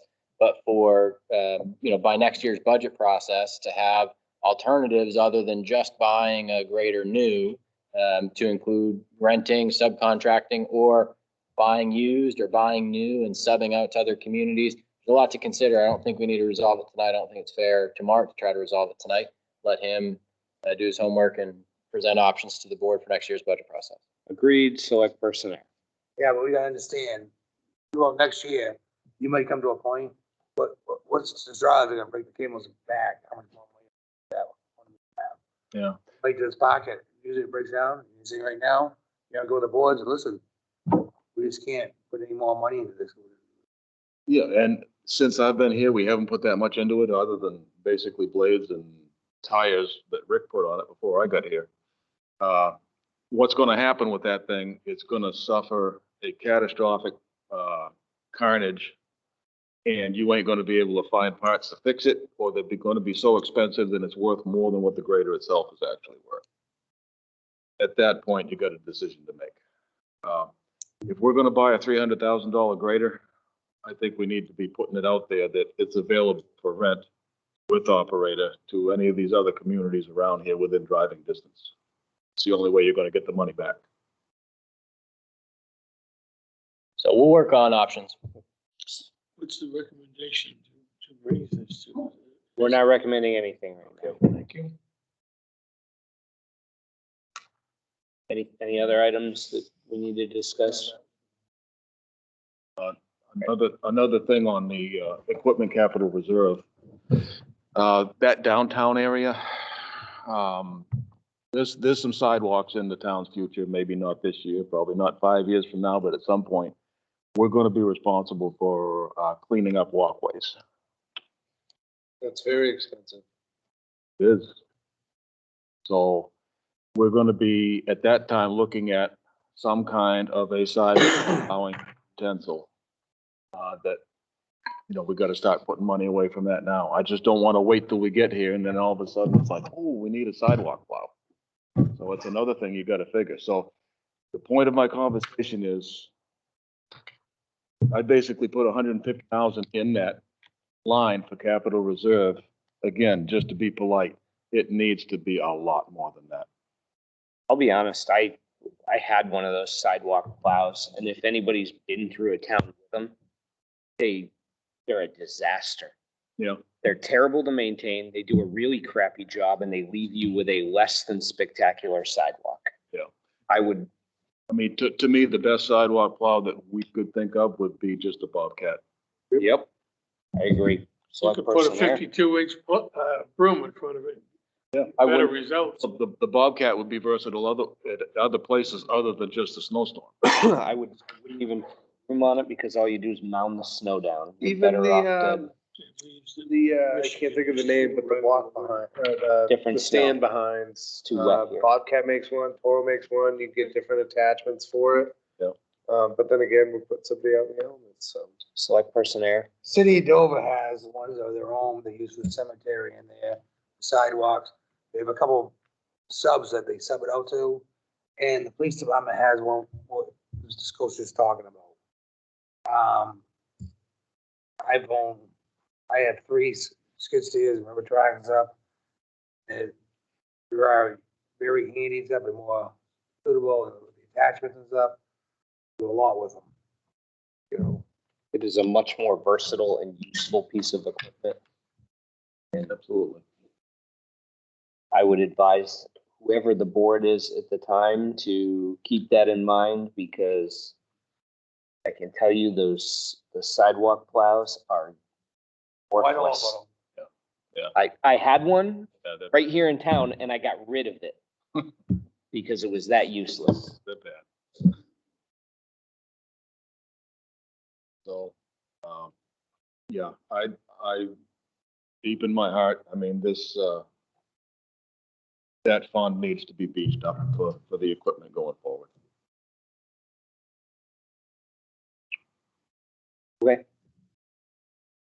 Transfer station? Do we wanna, I have.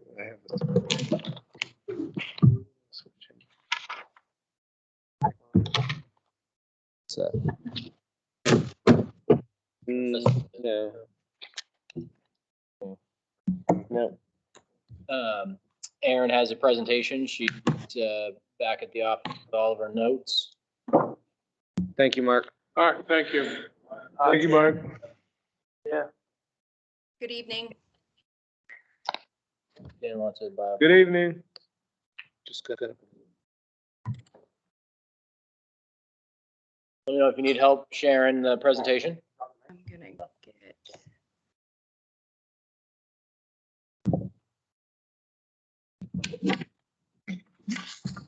Like circling. Hold on. Thank you. All right.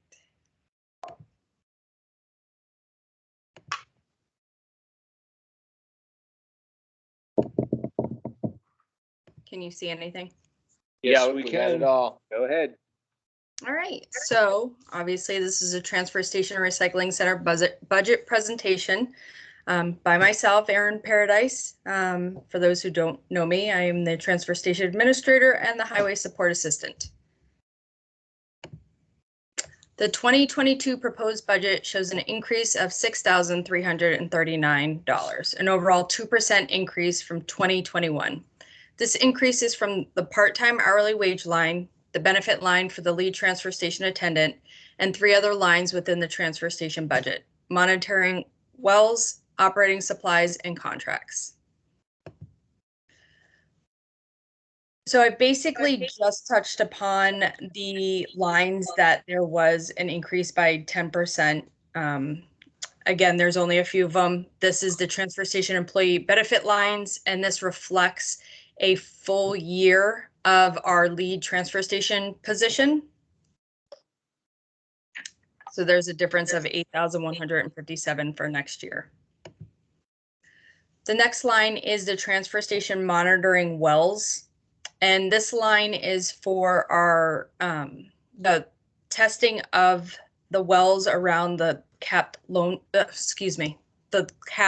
landfill. So we are part of a landfill post-closure program, and this is with CMA and Eastern Analytical. So right now, our landfill post-closure program requires an inspection twice a year of the condition and maintenance of the landfill capping system, and then annual reporting of the system performance. And this is something that we have to submit to DES, and that's prepared by CMA. We also have a groundwater permit, which requires us to annually test the water supply around the transfer station. This includes a laboratory analysis, and in 2021, increased analysis for organics and PFAS chemicals is required. So each year I have on the next slide, you can kind of see where we're going with that. So in addition, annual reports are prepared in 2022 and 2025, which those are the most extensive years for those reports. CMA manages the post-closure compliance for Barrington, and then Eastern Analytical does our laboratory sampling and analysis. So below is a summary of the anticipated budget for the calendar between 2021 to 2025. And since I presented all our numbers before, the numbers have slightly changed since we received new information that the state changed the acceptable limits for some of our levels we test for, and this will require additional testing and reporting.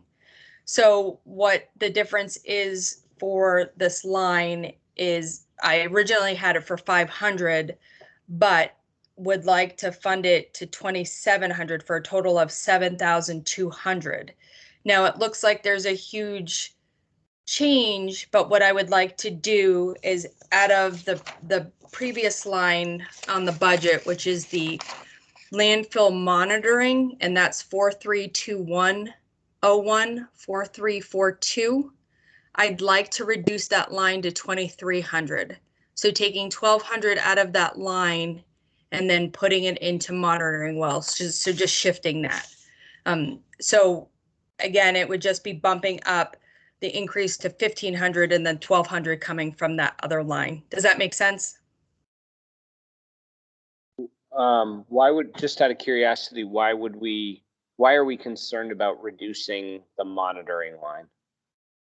The landfill monitoring line is basically what we are paying for the Lamprey Regional Program, and those dues have it's been within that time, the pay period, I shouldn't say pay period, the amount of, I feel comfortable funding it at 2,300. That fluctuates as a cooperative. They have a governing board that sets dues and rates. And so there was a reduction a couple of years ago, but some uncertainty about it changing again. So 23 is a good number. The big one is the landfill monitoring, which you should expect to hear more about in the future. We just found out the DES changed their acceptable limits. We don't expect to change a lot short term, but it might long term. So finger post that. Right, but if they change their acceptable limits, when we sampled, typically they're sampling for what's present at the time. So a monitoring is just your baseline benchmark that you're measuring against. No, the problem is it was specifically manganese, and the historical levels of manganese at the one residential well that we monitor is now above the acceptable limits. And so that triggers additional requirements for testing and monitoring. Fortunately, there's a treatment, water softening system or water treatment already installed, but depending on what DES says when we report that it's now above the allowable limit, that may be a town responsibility to not only maintain, but replace in the future if it needs to be replaced. And that'll all be part of our permit with the state.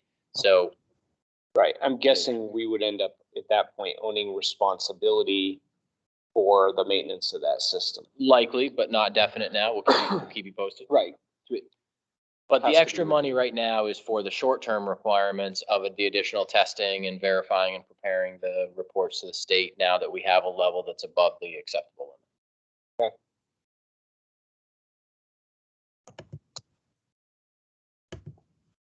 So the next line is the transfer station operating supplies. This line is used for the purchase of town trash bags, other supplies that we have, water and department shirts. This line will be overspent this year because in order to have enough bags for this year till April, we needed to place another bag order. But I would like to stress that this line is directly offset by bag sale revenue, which is estimated to be approximately $144,000. This line increase will be 10% or more in 2022 to be able to purchase more pay-as-you-throw bags. With the increase in residents, we are selling more trash bags. And again, this line is directly offset by bag sales.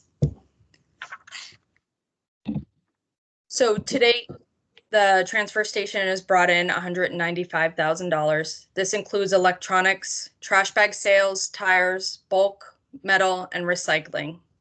Yes, you heard me correctly. I said recycling.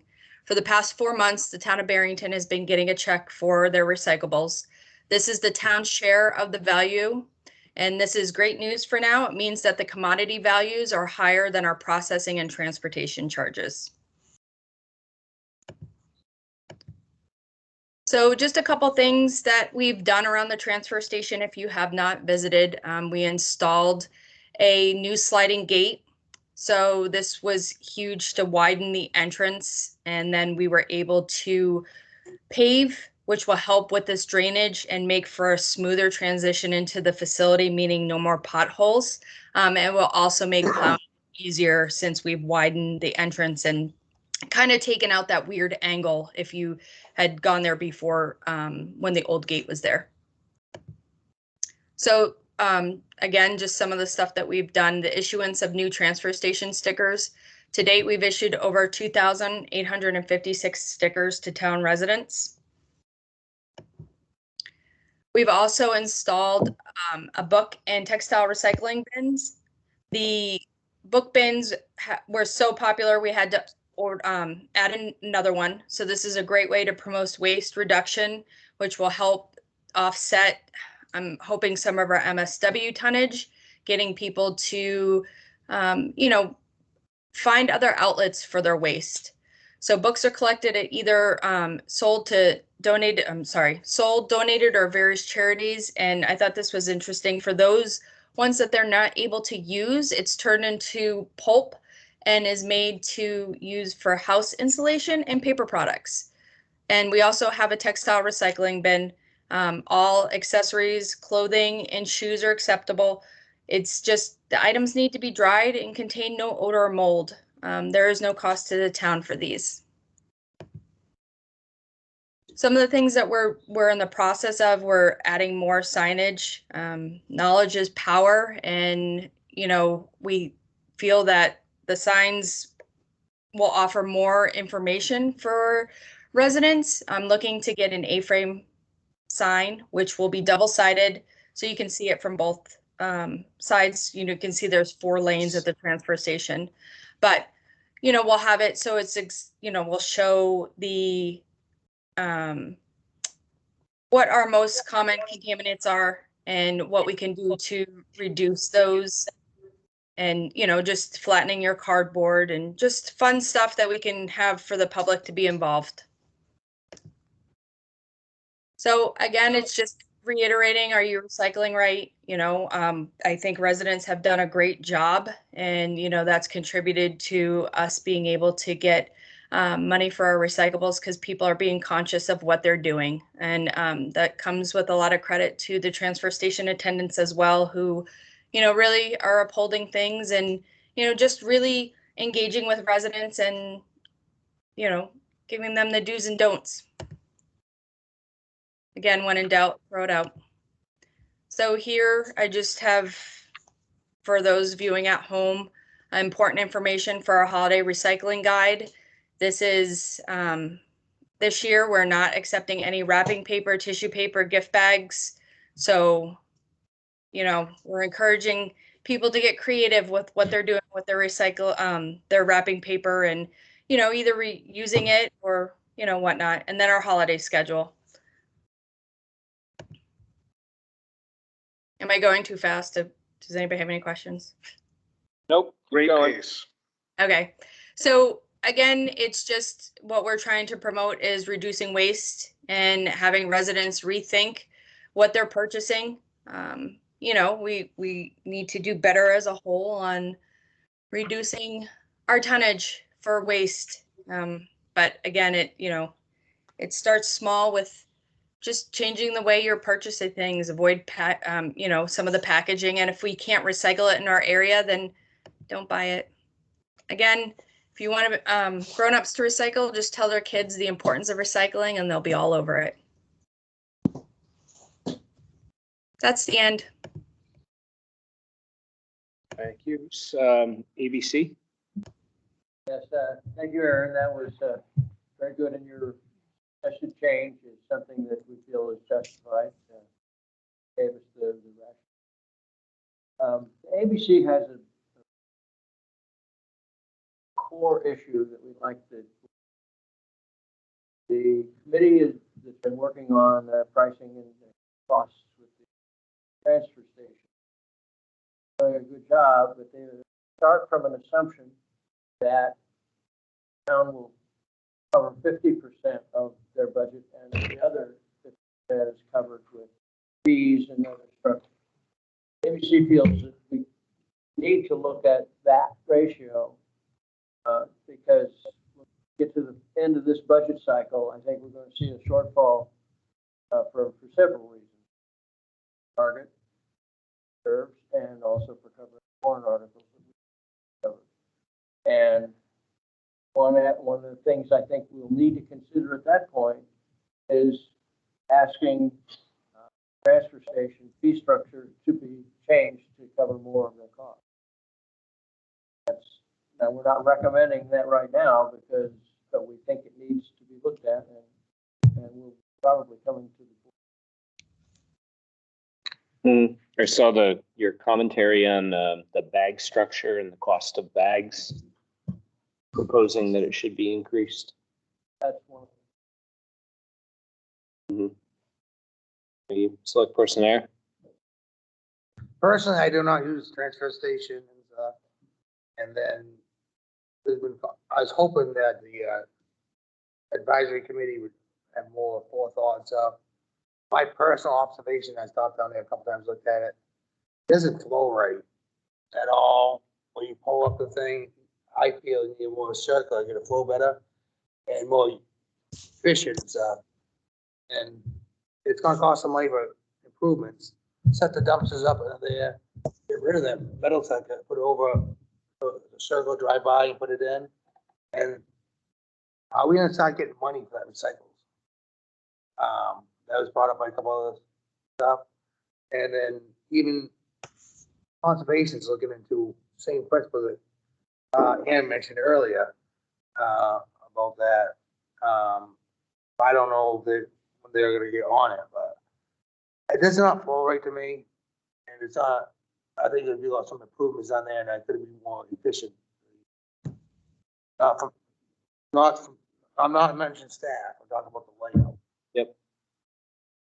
Okay, but I don't think that's something we're gonna solve here tonight in a budget meeting.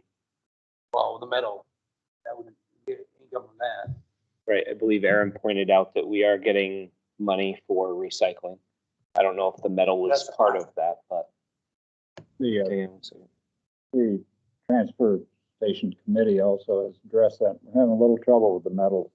She's looking into ways to get money for the metals. There've been some suggestions from the regional organization that we might be able to get more money for the metals, but that may be offset by the cost of additional people to monitor, because people that want the metal are going to be pretty persnickety about what's included, so we may have to have a attendant there to monitor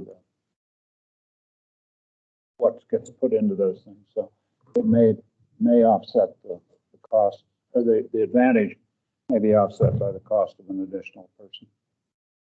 I think that goes to kind of what Dan was talking about with the layout, where if you have a good functional layout, you can then manage it all effectively. That was the discussion from the committee. Okay. Any other budget items? Hearing none. Thank you very much, Aaron. Appreciate your presentation and all the hard work you and your team are doing. Thank you very much. Have a good night. You too. Sam Rhonda, Library Trustee Alternate. I move to approve him for the second reading. Move that we appoint him to library trustee alternate. Seconded by Select Person Air. All vote. There I. Mancheck, aye. Really, Nap aye. And Sharon, I have one thing on that, just for everybody's information. Somebody asked why the appointment is only through March of 2022. Library trustee alternates by statute can only be appointed for no more than a year. And we put appointments expiring in March. And so that's one of the first responsibilities of the incoming select board to appoint or reappoint. So just for your information, if somebody asks you or you're curious yourself, thank you. Administrator McIver, staff report. Awesome. So I didn't have anything until today when our tax rate was set. So I want to spend a quick minute talking about our tax rate and some of the information and implications from that information. So I printed off for all the select board members a copy of our tax bill insert. This will be finalized tomorrow and sent over to the printer. So high level review, the tax rate is dropping from 2277 to 1950. So that was a reduction that we expected, that we anticipated due to the change in values this past year. Values across town rose an average of 20%. In a perfect world, we would have seen the tax rate drop corresponding 20%, but there were increases approved at both the school and county level. So if you're following along on the printout you have in front of you, down below, you can see the municipal, education, and county portions of the tax rate. And so and it's in bold in that last paragraph on the front page. One thing that I'm very proud of, you all should be very proud of, and as should department heads, is that the town side of the tax rate is dropping the full 20% from $3.69 a thousand to $2.95 a thousand. And that certainly wouldn't be possible with a lot of hard work from all involved. And that's not to say that the town side of the tax rate doesn't need to grow with the population and with the community, as we're experiencing through this budget process with a police officer, a firefighter, et cetera. But the efforts that we've taken to keep the tax rate, municipal tax rate stable, have shown, and these are the fruits of that labor. So the education portion of the tax rate dropped 13% from 1660 down to 1444. That's essentially a 5% increase in taxes raised. So, one of the items that's obfuscated in the revaluation year like this is that you can't see by dollar how much, taxes increased in the different jurisdictions. So the school, essentially the school taxes increased 5%, the county taxes increased 2%. And that's just a factor of how much is to be raised by taxes, not just how much the budgets grew, but also how the revenues changed.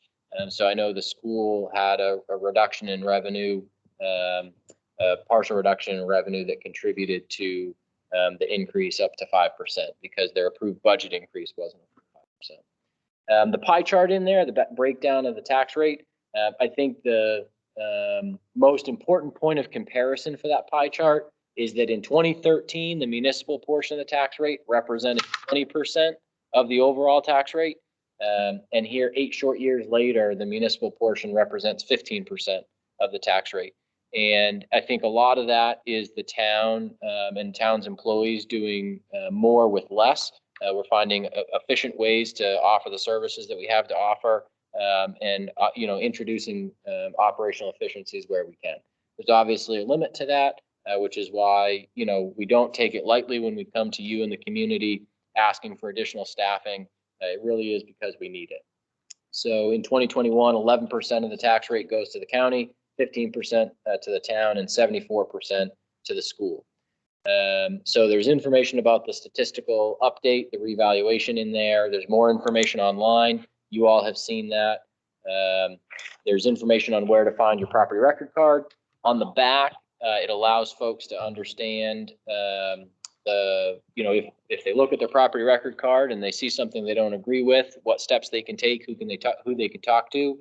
There's also a plug in there about the exemptions and credit. The exemptions and credit the town offers, which we'll talk more about later. The town of Barrington is very generous, more generous than our neighbors and the state average when it comes to exemptions and credits, to take care of those folks that might have a hard time due to their circumstances. There's also a few other notes from town offices. The last piece, big piece of information that came with the tax rate was where we sit with our unassigned fund balance. So the unassigned fund balance is contributed to every year with unexpended appropriations and revenue in excess of projections. And the DRA recommends a range of 8 to 17% of our regular general fund operating expenditures be held in that unassigned fund balance.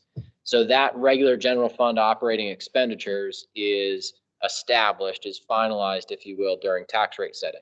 So I know you've all seen my unassigned fund balance spreadsheets. They're in your budget binders. They're available online. And so I estimate the regular general fund operating expenditures until we know. So We received some good information that that value is lower than anticipated, which means our unassigned fund balance as a percentage of that value is higher than anticipated. So the reason that's really important is that gives the board more flexibility with using unassigned fund balance to fund warrant articles this year. Based on my early projections, we were in a tight spot with being able to maintain the 12.5% average or midpoint of that range, and also funding the priorities that we have set. So right now we sit at 13.3% of our regular general fund operating expenditures, which represents about 250,000 above the midpoint of that range. So come the end of the budget process, when we're establishing warrant articles and their funding source, we're not swimming in extra unassigned fund balance to consider, but we are at least a lot closer to being able to fund the priorities the select board have identified from unassigned fund balance if you want.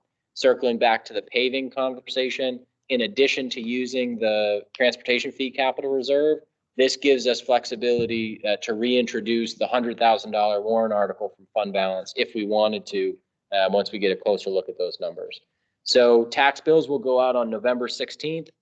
They'll be due December 16th, and they'll reflect the new values and any prior payments, typically just the first half payment. There's more information, like I said, available on the town's website. We'll have this document and other details on the homepage of the town's website, out on social media tomorrow. Happy to answer any questions about the tax rate. Select Person Bailey. I missed the date for, last day to pay Yep, the tax. December 16th, which is a Thursday, and the tax collector's office will be open until 5. And that next week is the week before Christmas. The tax collector has the authority through statute to forgive interest up to $5. So there'll be some late payments trickling in that next week that she'll be able to process that might get in the mail over the weekend. Any other questions, comments? Awesome. Well, if residents have questions, and I'm sure, like I said, we're being proactive getting information out there. It's important to us that folks have accurate information when they're discussing assessed values and property tax. So certainly use the tools at your disposal to point them in the right direction. And if they have questions, don't hesitate to have them give me a call, give Tiffany a call, so we can get accurate information out there to avoid the gadflies spreading misinformation. You up?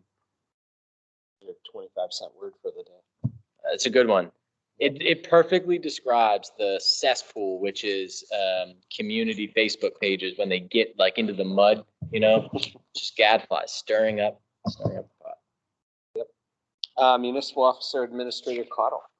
We have 3 additional requests for signature, 1 application for a driveway permit for realignment of Landfill Road, the oath of office for Officer Camden Berry, and the 2021 warrant. Very good. Old business. On there. New business, 2021 exemptions and credit analysis. Connor, you wanna? Yep. So this is now the 4th year, hard to believe. This is the 4th year we've prepared a analysis for you that gives you a deep dive into the exemptions and credits. I mentioned that the town of Barrington is very generous. This is where you can see that information. For every exemption and credit we offer, we show you the county average, the state average, and the minimum and maximum. We show you how many properties are receiving the credit or exemption, and the total value in either a property tax reduction is an exemption or a reduction in the form of credit. And so previously the select board has made minor adjustments, most notably to make sure that our limits were in line with the county and the state. And like I said, in all categories, we are more generous than both. So won't belabor the information, but at a high level, we have 777 properties in town that utilize an exemption or credit. The vast majority are a veteran credit. We have nearly 100 veteran credits issued in town, which is tremendous. A lot of service from the residents of Barrington, which is fantastic. The total value of those exemptions and credits is $660,000.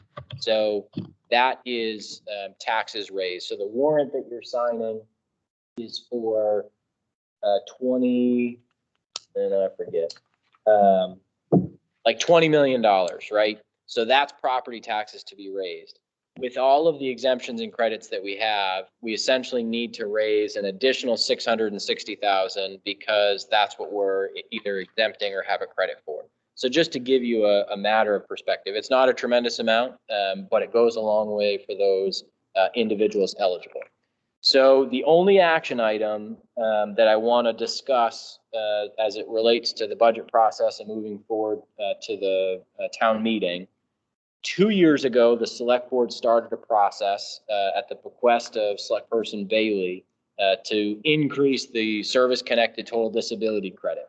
The previous limit was $2,000, which is what Barrington had. The limit was increased 3 years ago to $4,000. And the select board now for 2 years in a row has raised that credit from about $500 each time. So we're up to $3,050 right now.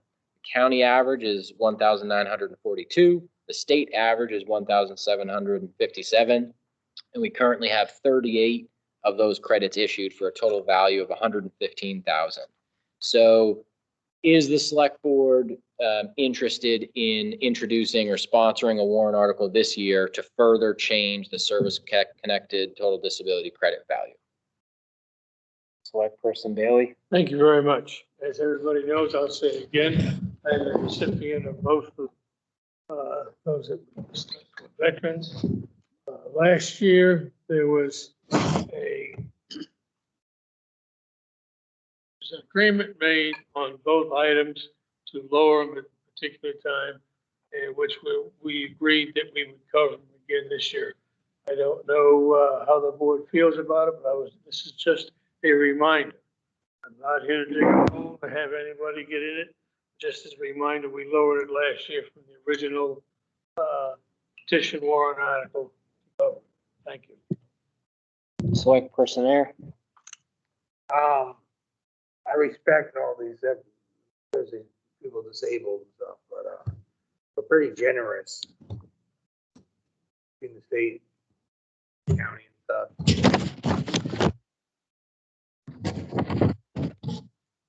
You have two of them, all credits too. I don't know. I'm on the fence. The future, I don't know. This conversation, thanks. Select person Sakosha. Hold true. I'm in support. Veterans have taken care of us, and least we can do is try and help them out as much as we can. I feel on it. I would like to point out one of the items Tracy had pointed out when she was on the board was between the service connected disability credit, the veterans credit, the all veterans credit, the elderly exemptions. This ended up covering pretty much exclusively someone's tax bill, to the point where in many cases they might not even have a tax bill. And as Connor has pointed out, we are by far the most generous community in and around the area with regard to all of these credits and exemptions that we offer the residents of Barrington. Well, Select person Bailey. thank you very much. I understand that, but the two that I am currently discussing are the two for the military. There's 42 individuals, or is it 41? I don't know. 38. 38. And is any widows? The surviving spouse, there's 3. So it's 41. Well, they have to be changed separately. The surviving spouse is still 2,000, and that's the state maximum. Only the service-connected total disability was increased to 4,000. Right. There's only one more that can. My thoughts on that is that the partner or the widower of the 100% service-connected disability, my understanding is that goes to the widow of the veteran. So that would mean that that $3,050 should be going to the 3 individuals that we have there. So that would be a total of 41. Just for conversation, I'm not here getting a pissing contest. I'm just saying that. And then as far as the 750, I don't know how many there are in the town, but that's at what, 550. So, you know, these individuals, a lot of them are people that were drafted. A lot of the ones we have now are volunteers. So, I mean, it's a hard choice to turn around and say, yes, you can have it, or no, you can have it. And it's even harder for me because I'm in that category of both of them. So it's, you know, seen some of the other ones that I would say haven't managed their money properly. And so that they have a lot less than some of the others. But I would still like the board to consider raising those 2 up for the individuals. Well, this is select person, excuse me for a second, select person Mantrick. You have any, you've been quiet here. I'll remain quiet. Maybe you can help me with this, Connor, or someone.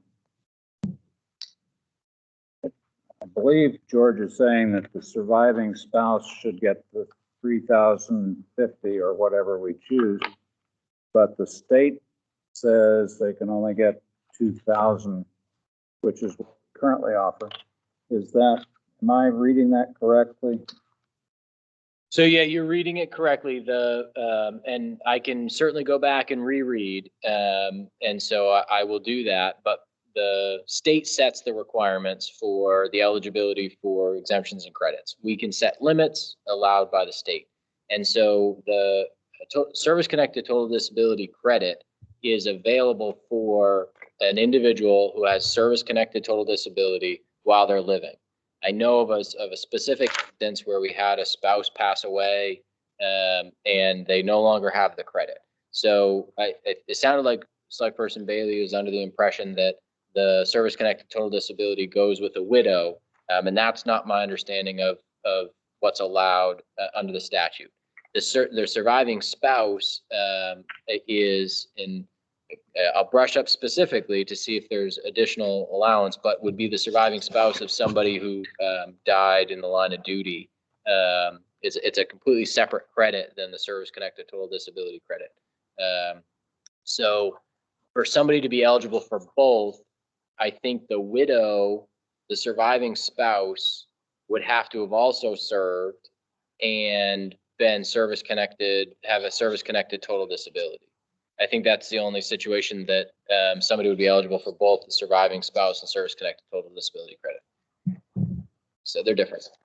So I think sounds like there's a couple board members that support increasing the service-connected total disability. I guess if somebody wanted to make a motion and take a vote, so we know how to proceed with drafting the warrant article or not.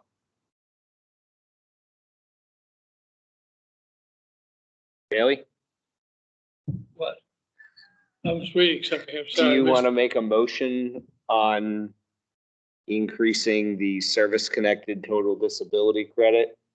On both of them? We'll just do one at a time. You're just I make talking a about. motion to increase it $500. Thank you. Sorry. I apologize to everybody. So $3,550. Go to, yes, 500.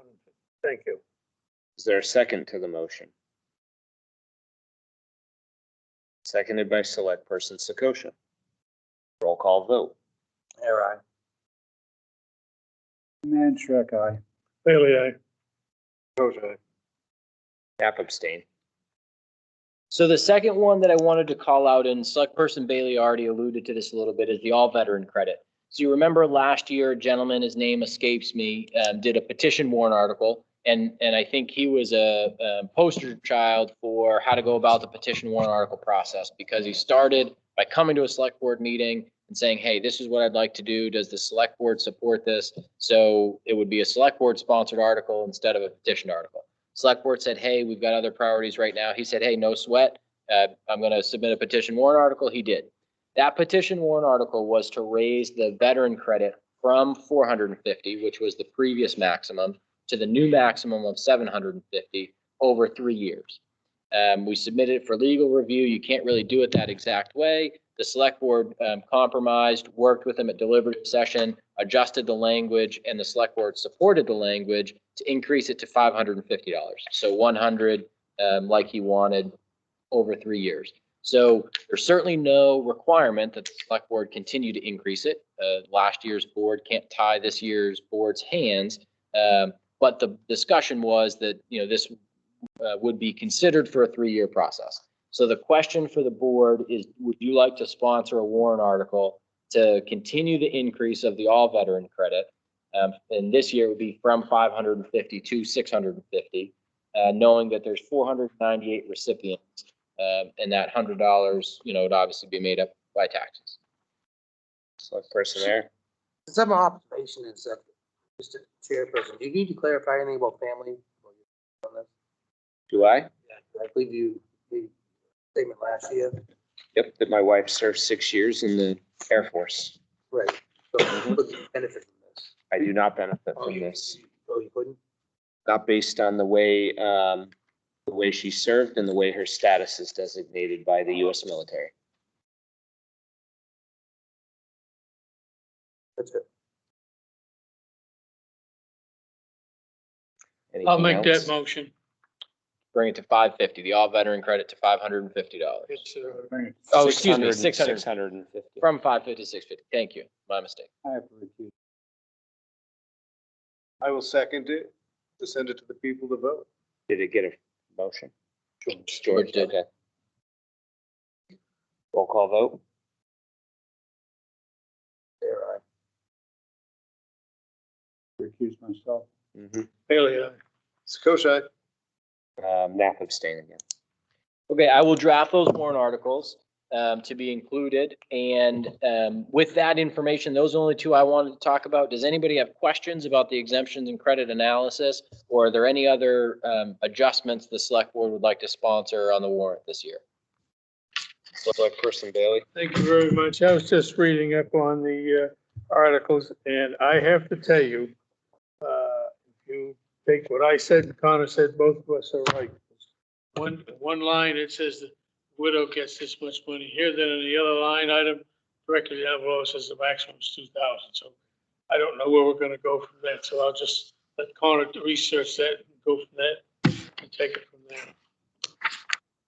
So that's the reason why I had discussion. Yep. The general comment I'd like to make is I think the people of this town are extraordinarily generous with all of the credits and exemptions. And if anybody looks at what not only the county, but the state averages are, we far exceed it in most categories, which says a lot about the charity of the folks of this town. Thank you. There has been, if I may, to go along with what you're saying, there's been so many different instances where the people of this town have supported different items from different people. And it's just amazing what they have done. It really is. They are generous, and I agree with the chair. Thank you. Under new business, Ayers Lake Association and Camp Fireside Committee to adjust lake access. Is there someone that's done that, or is there anything that? Maybe.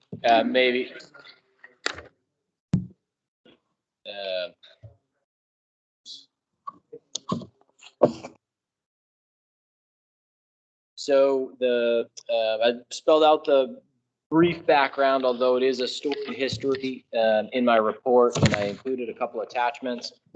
Fast forward to the most recent, I was contacted who's a hand in helping to form a committee with representation from Fireside and the Ayers Lake Association with the stated goal of limiting access to Ayers Lake from the Daniel Cater Road area at rooftop vehicles only.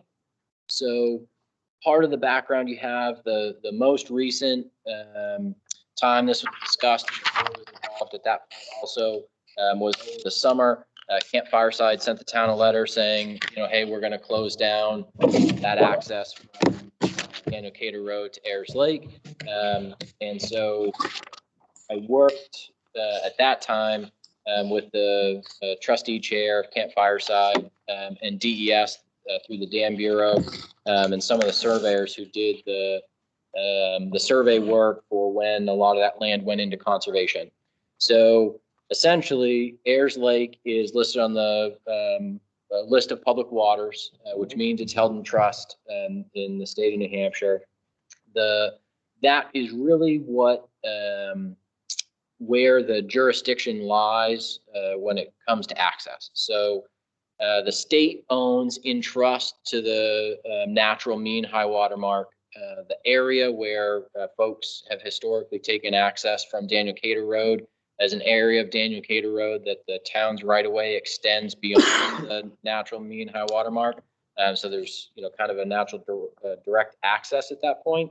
So and this was something that I learned in this process over the summer, but in talking with the representative from DES, he explained that even if the town, through the town's authority, wanted to limit access at that point, there's a statute that specifically restricts the ability to block access.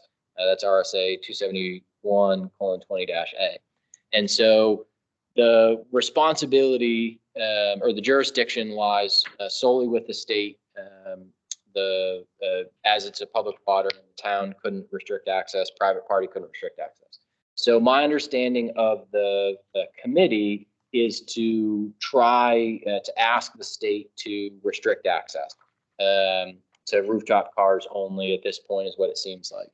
So the select board was asked if they wanted the town represented on the committee. So I said to bring it before the town previously. I will also note that I think the town has been responsive to the concerns raised previously. Like I said, there's a storied history that long predates me, but there's, good records and files on the situations of the past. But there's signage down at the access that encourages folks to, check their boats, what they're putting in the water. Look for. It's not public comment right now, Yeah. and we haven't invited you, so please hold your commentary. So in June of 2021, there were signs asking folks to keep their boats clean. The police department, so the town has, by decision of the select board, restricted parking to one side of the road. So there is parking allowed on the side of the road that would be like the southbound lane at where it comes up to the parking area. The folks that I've talked to, including the chair of the trustees, Camp Fireside, said the police have been very responsive to parking concerns, littering and other issues in the area. Over the summer, we encouraged them to look into the Lake Host program, NewHampshireLakes.org. They help fund some of the things like you see at Swains Lake and other lake access areas, and certainly encourage the signage that encourages folks to keep things clean. So the question to the select board is the select board interested in being represented on the explained committee? Select person there. I have multiple questions that all relate, so please bear with me. Clarify that town signed over each two Camp Fireside nonprofit, tax-free, liability reasons. But now Camp Fireside charges a fee for the use of their beach. And I personally went down there and looked at it, and I took measurements, and then the road is too narrow and stuff, and then per order of the state in the future may come, that road will have to be widened. It's clearly within town's right away. I'm not a surveyor, but my observation is the thing. And I don't feel that the state controls it. I don't think we can shut it down or do anything belong to a committee. It all falls under the state, in my book. And then we cannot we have a public road that taxpayers was if they're voting on it, pay for that road. Now we're telling taxpayers they can't use that road or access. I have clarification on all this. Thank you. Select Person Bailey. Thank you very much. Under, I just happen to have this here because it's a warranty easement deed. And it was dated back in January 5th, 2010. It's Wetlands Reservation Program easement number 6614280904. And if you review through these, because of the compensation, the individual owner received a compensation of $406,000 for the grantor who allowed us to go into easement. And throughout the specifically page 3, 4, and as far as I've gotten so far, it shows that they are the ones responsible for providing access for public camping, boating, swimming, but they must not be allowed to put a fence up in any way that would restrict use of habitat going from one side to the other. So it goes on to listed pieces. And by going through this, I don't think that, or I'd ask Connor and the chair to review this and see that we should not have anything to do with this because it's covered under the conservation easement, that number that I had noticed to you. Okay. Thank you. Select Person Mantrick. My understanding that this committee that they want to form is not to make decisions, but to go to the state to see if the state will change access to this. It's my understanding that that's what the committee is supposed to do. The committee itself isn't going to make a decision. No, they're essentially petitioning the state to change Right, access, which the last time we met on this, the board's position on it, and I will affirm is still my position, is that it is a public body of water, and I don't believe we should be restricting or limiting people's access to use that body of water. Unless we're going to make the entire lake a carry in, carry out lake, and nobody's putting any other accessible vehicle, motorized boat, so to speak, in there that they can't personally carry themselves. But it's my understanding that's what the committee is going to ask the state to do. And I will personally write a letter that says I do not support that because I think every public body of water should be fully accessible to any resident or community member who wants to use said body of water appropriately.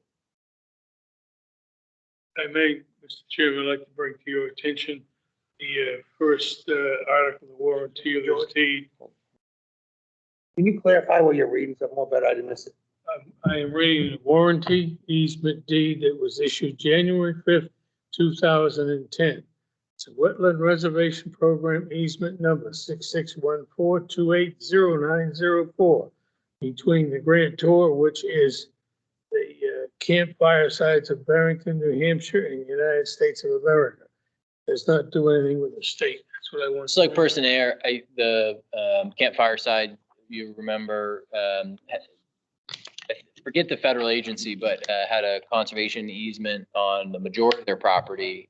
So I think that's what he's referencing, the actual That's exactly correct. deed specifically. I haven't really ever reviewed that document in detail, but from conversations with the Conservation Commission, I believe what it lays out is most of the area in conservation easement is restricted to public access. So they own land along the kind of headwater of Ayers Lake on the westerly side. That's all, restricted public access, but in conservation, they also own land behind Daniel Cater Road that I think's in conservation with no public access. I'm not specifically familiar with the parts that Select Person Bailey referenced. about a restriction of putting up fences. But I don't know that it is, I don't know that it matters for this conversation because nothing that we're talking about is Camp Fireside's property. It's just the town's right away, state public water.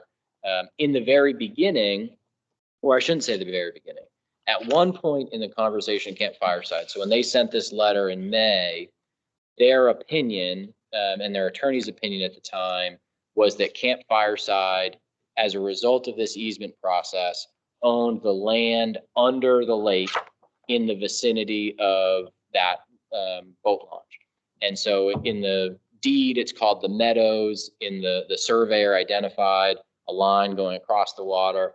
And so their assertion at the time was that they owned the land that under the water so they could restrict access to the water.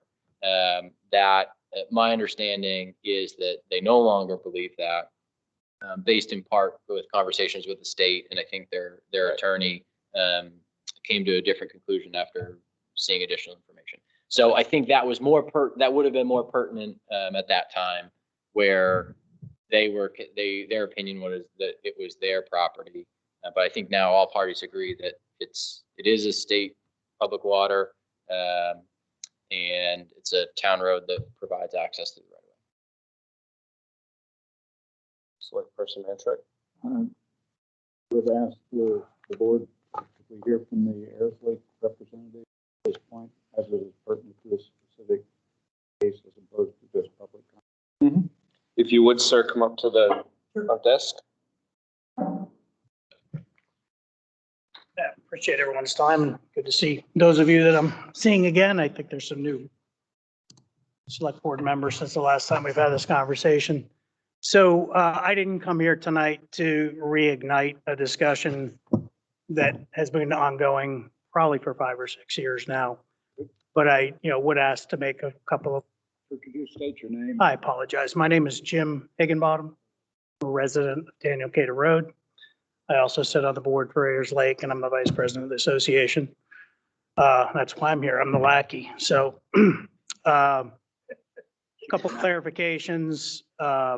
And for the record, the state has clearly identified Ayers Lake as a no access lake.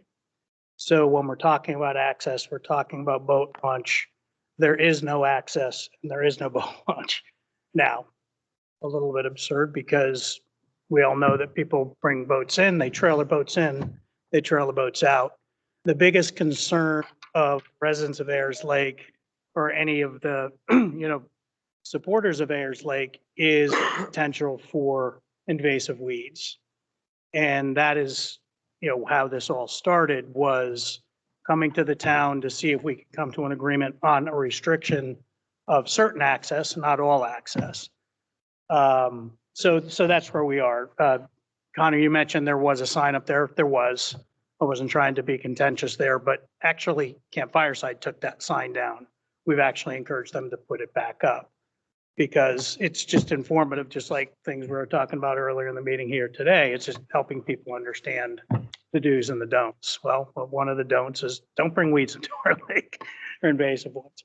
So that's really our concern. Again, the state has weighed in, and there are maps available that any one of us can look online and research that this is a no access lake. I think once upon a time, it predates my residency here, that there was an access down off Denagian where the actual dam is. That's actually one of the things we want to propose to the state as an alternate access. We don't want to restrict all access to the lake. I'm a resident of the lake. I live on the lake. I have several boats that I enjoy on the lake. So this isn't about restriction of horsepower, restriction of size of boats. This is a restriction of potential invasive weeds. I think the statistics are somewhere in the order of 30 to 40 New Hampshire lakes have been invaded by Asian milfoil and other invasives. That's the primary culprit. And that's our concern. And I think the ask that we brought to Connor, and that probably came by way of either Dan Cassidy or Matt Town, or also officers on the board, was can we look to partner as we approach a state for a solution, not a restriction You know, Mr. Knapp, I respect your opinion, but there is no access to be granted or not granted per the state, and that's what we'll figure out.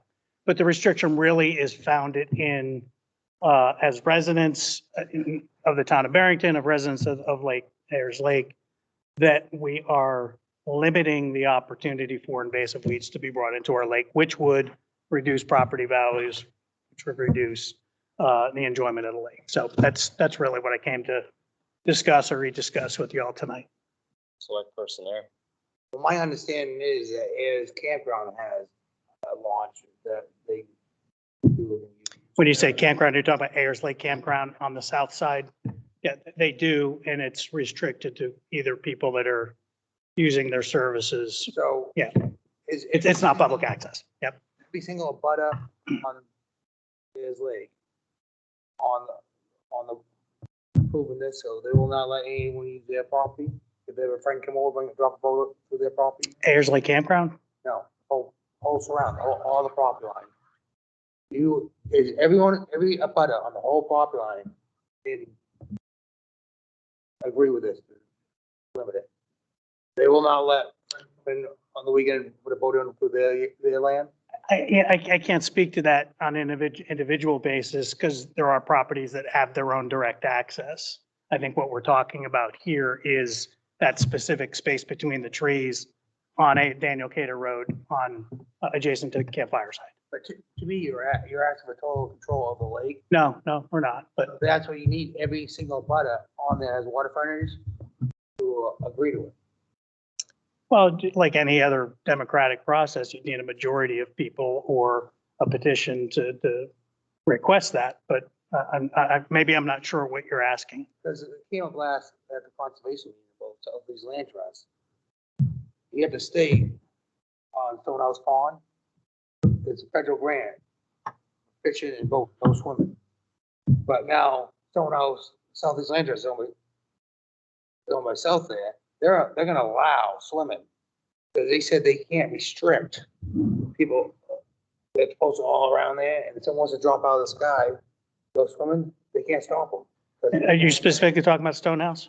Stonehouse has public access. Ayers Lake does not. So, and we don't restrict swimming or we don't, Public road going through there. okay. I measured it. I'm not a surveyor, but it is a public right of way. Well, Ayers Lake does. There's a public right of way to traverse the road. There's not a public Daniel Carter is a cater. right of way easement, but that is, they own the water. I'm not a surveyor, but I put it across that road. It's there, and that's what I'm saying. It belongs to the taxpayers, so we have to go to the taxpayers too. Not us. Because we don't own the road. Taxpayers own it, right? Owned by the town. You're the governing body of the town, though. But they own it though. Taxpayers. Right. We have been voted in to represent the taxpayers. Thank you. And it's my understanding on that, on the heels of that point is that the state actually controls the access.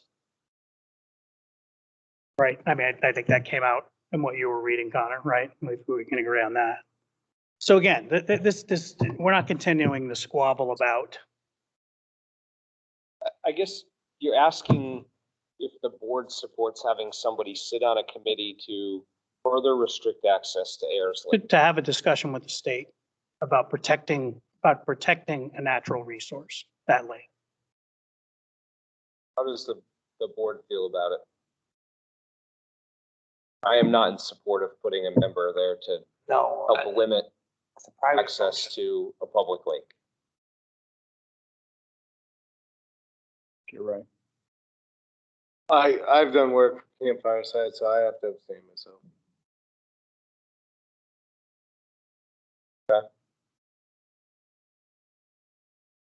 I mean, I think the general consensus is that the board is not looking to put somebody on there that And we absolutely respect that. access. Yeah, we absolutely respect that. So. There's something additional to add that. Oh, no, I was just gonna ask him a question, but I'll forego it. I mean, this has been, if you saw the conversation between the planning board, even this recently came up with parcels of land around Swains Lake near the boat launch. And there was a big push by one of the members to further limit access there for the town not to do that. And I can tell you, I had the exact same kind of spirited reaction on that I'm like, it is a public body of water, and I fully support the fact that every member of the community that is here should have full rights to use it the same way everybody. And that's where I think we kind of differ. And well, here's where we agree. I absolutely agree that everybody should have access to resources that they should have access to. There is no access to Ayers Lake. Just as like somebody once said to me as they trespassed across my lawn and said, well, you don't own the lake. And they said, I didn't claim that I did, but you trespassed to get onto the lake. They were fishing. Point is, that's a whole different point. The reality of it well, is it is the point. It's a public body of water where there is public access. But there is down a degraded conversation on it. We can disagree about how access is obtained, but it can be obtained without having to cross anyone's land to do it through what is considered a. If you're talking about Swains Lake, if you're talking about, you're not why you can. Don't interrupt. I didn't interrupt you. It is a public, they obtain access through a public roadway, and that is everyone's right to do. And I don't think we're not looking to solve the issue here tonight. And neither are we. I think you answered the question that we asked. Yep. And we'll take this task up with the state. Thank you. I appreciate your. I appreciate everyone's time here. Folks coming up. I know you've waited a long time. That's all right. And I really do appreciate it. It's a lot. It's a big commitment, and I think your board owes it to you for the plus hour spend here. Someone owes you a good bottle of wine or something out of that one. I'll take them up on that. All right, team. Thank you. Thank you very much. Enjoy the rest of your evening. You too. So we had one item added to the agenda as new business C. That was the SAU 74 mowing contract. Brief introduction. I sent out information yesterday. I'll be candid. I haven't even Today? looked at it. So I was notified by the chair of the cemetery trustees, our very own Chief Rick Walker, that the school exercised their right under the contract that the cemetery trustees have with the school. And that's an important distinction. The cemetery trustees is a separate governing body. This is a contract they entered with the school for mowing. The contract started back in 2016 when the school offered to do the mowing for $10,000, which was $4,000 less than the cemetery trustees were already paying. It's a match made in heaven because the school had the equipment and the personnel to do it over the summer when the grass is growing and save the taxpayers some money through that contract. So that contract price has gone unchanged since 2016.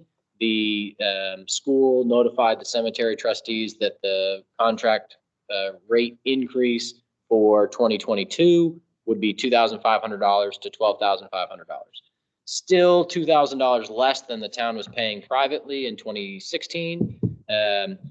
The cemetery, it's important to the cemetery trustees to make sure that there's money appropriated and spent for this task, because it could be that in the future the school isn't able to provide those services. The cemetery trustees will need money to do so because they have a statutory responsibility to maintain the cemetery. Are you essentially just looking for a budget adjustment for? No, I don't need anything.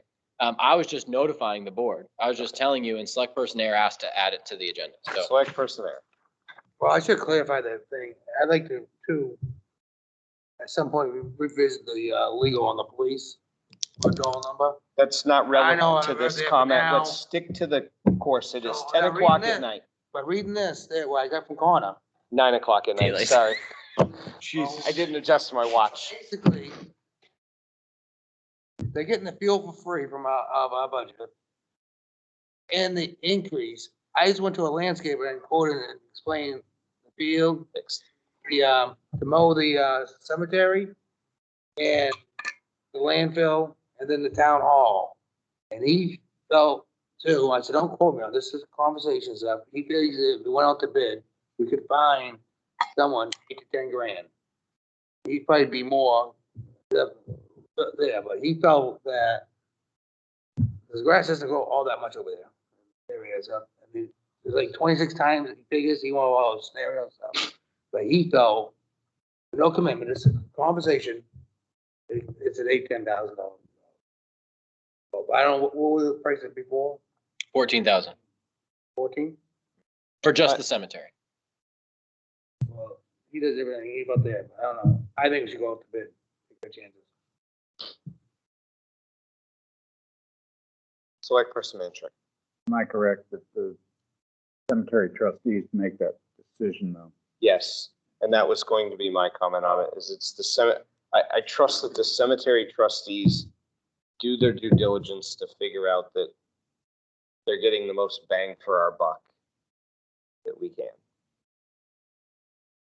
Select person Bailey. I'd like to just recommend to trustees of the cemetery that they would turn around and just investigate if there's something out there for them. In terms of cutting the grass. Not to belabor this point, the cemetery trustees actually did that last year. There was we thought there was a chance that the school might not be able to mow for us. And so they talked to landscapers and went through a process to make sure that if we needed to increase the budget for 2021, based on the anticipation of going commercial, that we'd be prepared to. We didn't end up having to do that, but the cemetery trustees, and I don't think I'm speaking out of turn, are confident that the town's best deal is with the schools, even at 12.5. Is there any action that a board member would like to take? I don't think so. I trust the cemetery trustees would carry on. Awesome. Do their part, as they always have and continue to do. Thank you. All right, select board reports, select person Air. Town lands has not met conservation. We met, and we actually kind of talked about earlier about Stonehouse Pond. They came in for a permit, something's of interest, to do a platform. It's gonna be kind of interesting because there's gonna be a parking lot on the left outside the gate. And on the right side, you got Fish and Game was federally funded for fishing and boating only, no swimming. So you're gonna walk down a half-mile trail over a floating dock, boardwalk, go swimming. They close the trails off around the pond. So then you have to walk back out to the parking lot half mile, then you pick the trails around there. So you can go park on the left. If you get caught on the right parking and swimming, I guess the Fish and Game is gonna enforce it and arrest them. So they're gonna put up signs and stuff, so it's clearly understood and stuff, but basically, go on the right, yes, on the left. And you have to do a half-mile walk over a boardwalk to get to it. But people hot out, they're gonna go right to the right. So I honestly think that this has a good chance of solving some of the problems that we've had down here. So this is what Select Person Air is talking about. Anybody that's been down there knows that there's already a little bit of a parking area here. They went to the planning board. They're going to extend that, make it quite a bit bigger. But so you can drive down and still use the Fish and Game boat launch.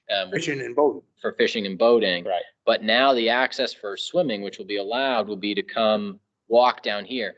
So the big problem is people park down there, they get out their floats and all their trash and everything, and it really makes a mess of it down there.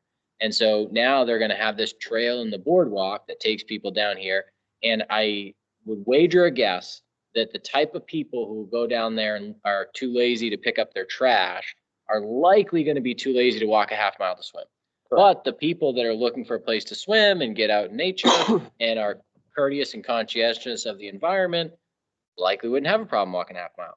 So I'm hopeful that Fish and Game will have increased activity in the beginning of the season and throughout to really hammer that point home and let folks know. But I just want to give you a visual of what that's going to look like. And the boardwalk will look nice, I think. I think they have some pictures. Yeah. probably the most exciting visual aid. Just diagrams and how they're going to construct it. Any other items, select personnel? No.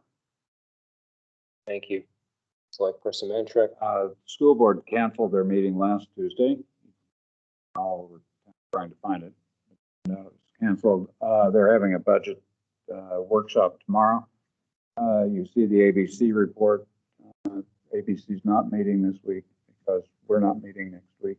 Nope. We are meeting this week. We're not meeting next week. We have a select board meeting on the 15th. We have the next Monday off, which is the 22nd. Sorry. Okay, so we're meeting tomorrow.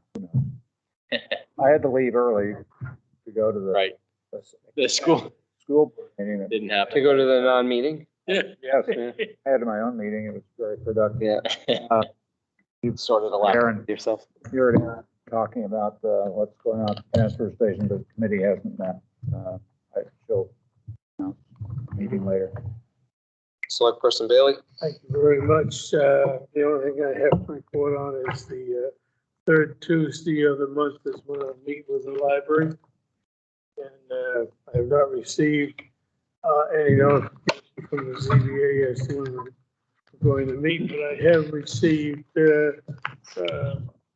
several items that from Barbara. One of them was they got a driveway for 2A tactical. Yeah, we signed it, didn't we? Yeah, it's for the So that's all I have. road Mr. Chairman. adjustment. Thank you. Person Sakosha. Yeah, I did not get a chance to catch up with Jesse this week, but I don't think probably much has changed in 7 days. All I got. Tomorrow, the technology committee has a meeting, which I will be late for because I have a conflicting meeting at the same time. The planning board met last week. I wasn't there because I went to the memorial for Staff Sergeant Cheryl, which was a very lovely and touching tribute, I would point out,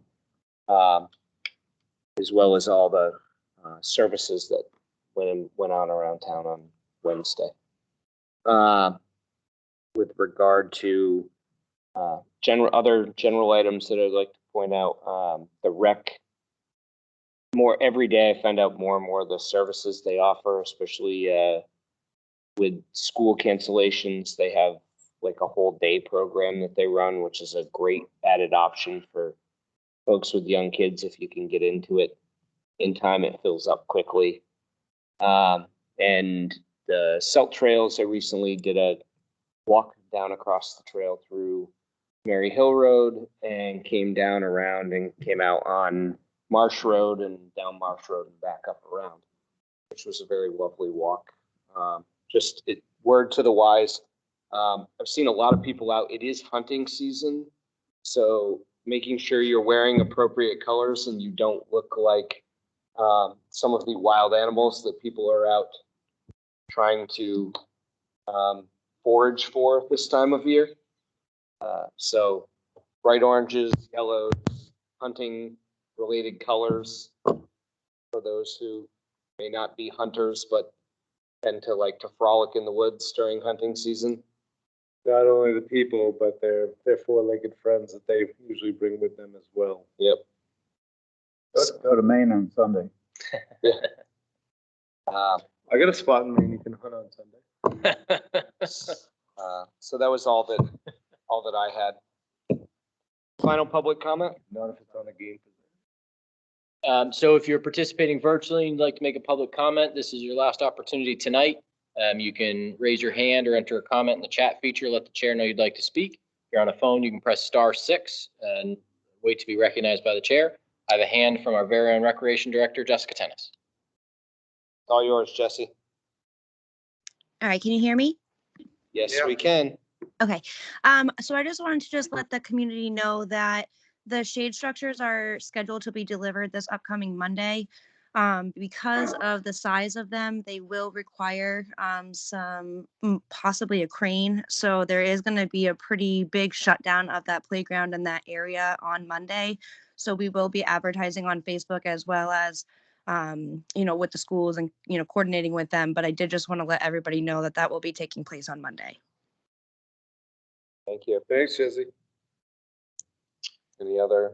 Anybody else Public interested in comments? making a public comment? You can unmute yourself, raise your hand, enter a comment in the chat feature. Last call. Nothing on mine, Mr. Chair. Seeing nothing, I will close public comment. And we don't have a non-public this evening, correct? Correct. So motion to adjourn. Second. Roll call vote. Abstain. Yeah. Sakosha. Snap aye. Thank you, everyone. Have a wonderful evening.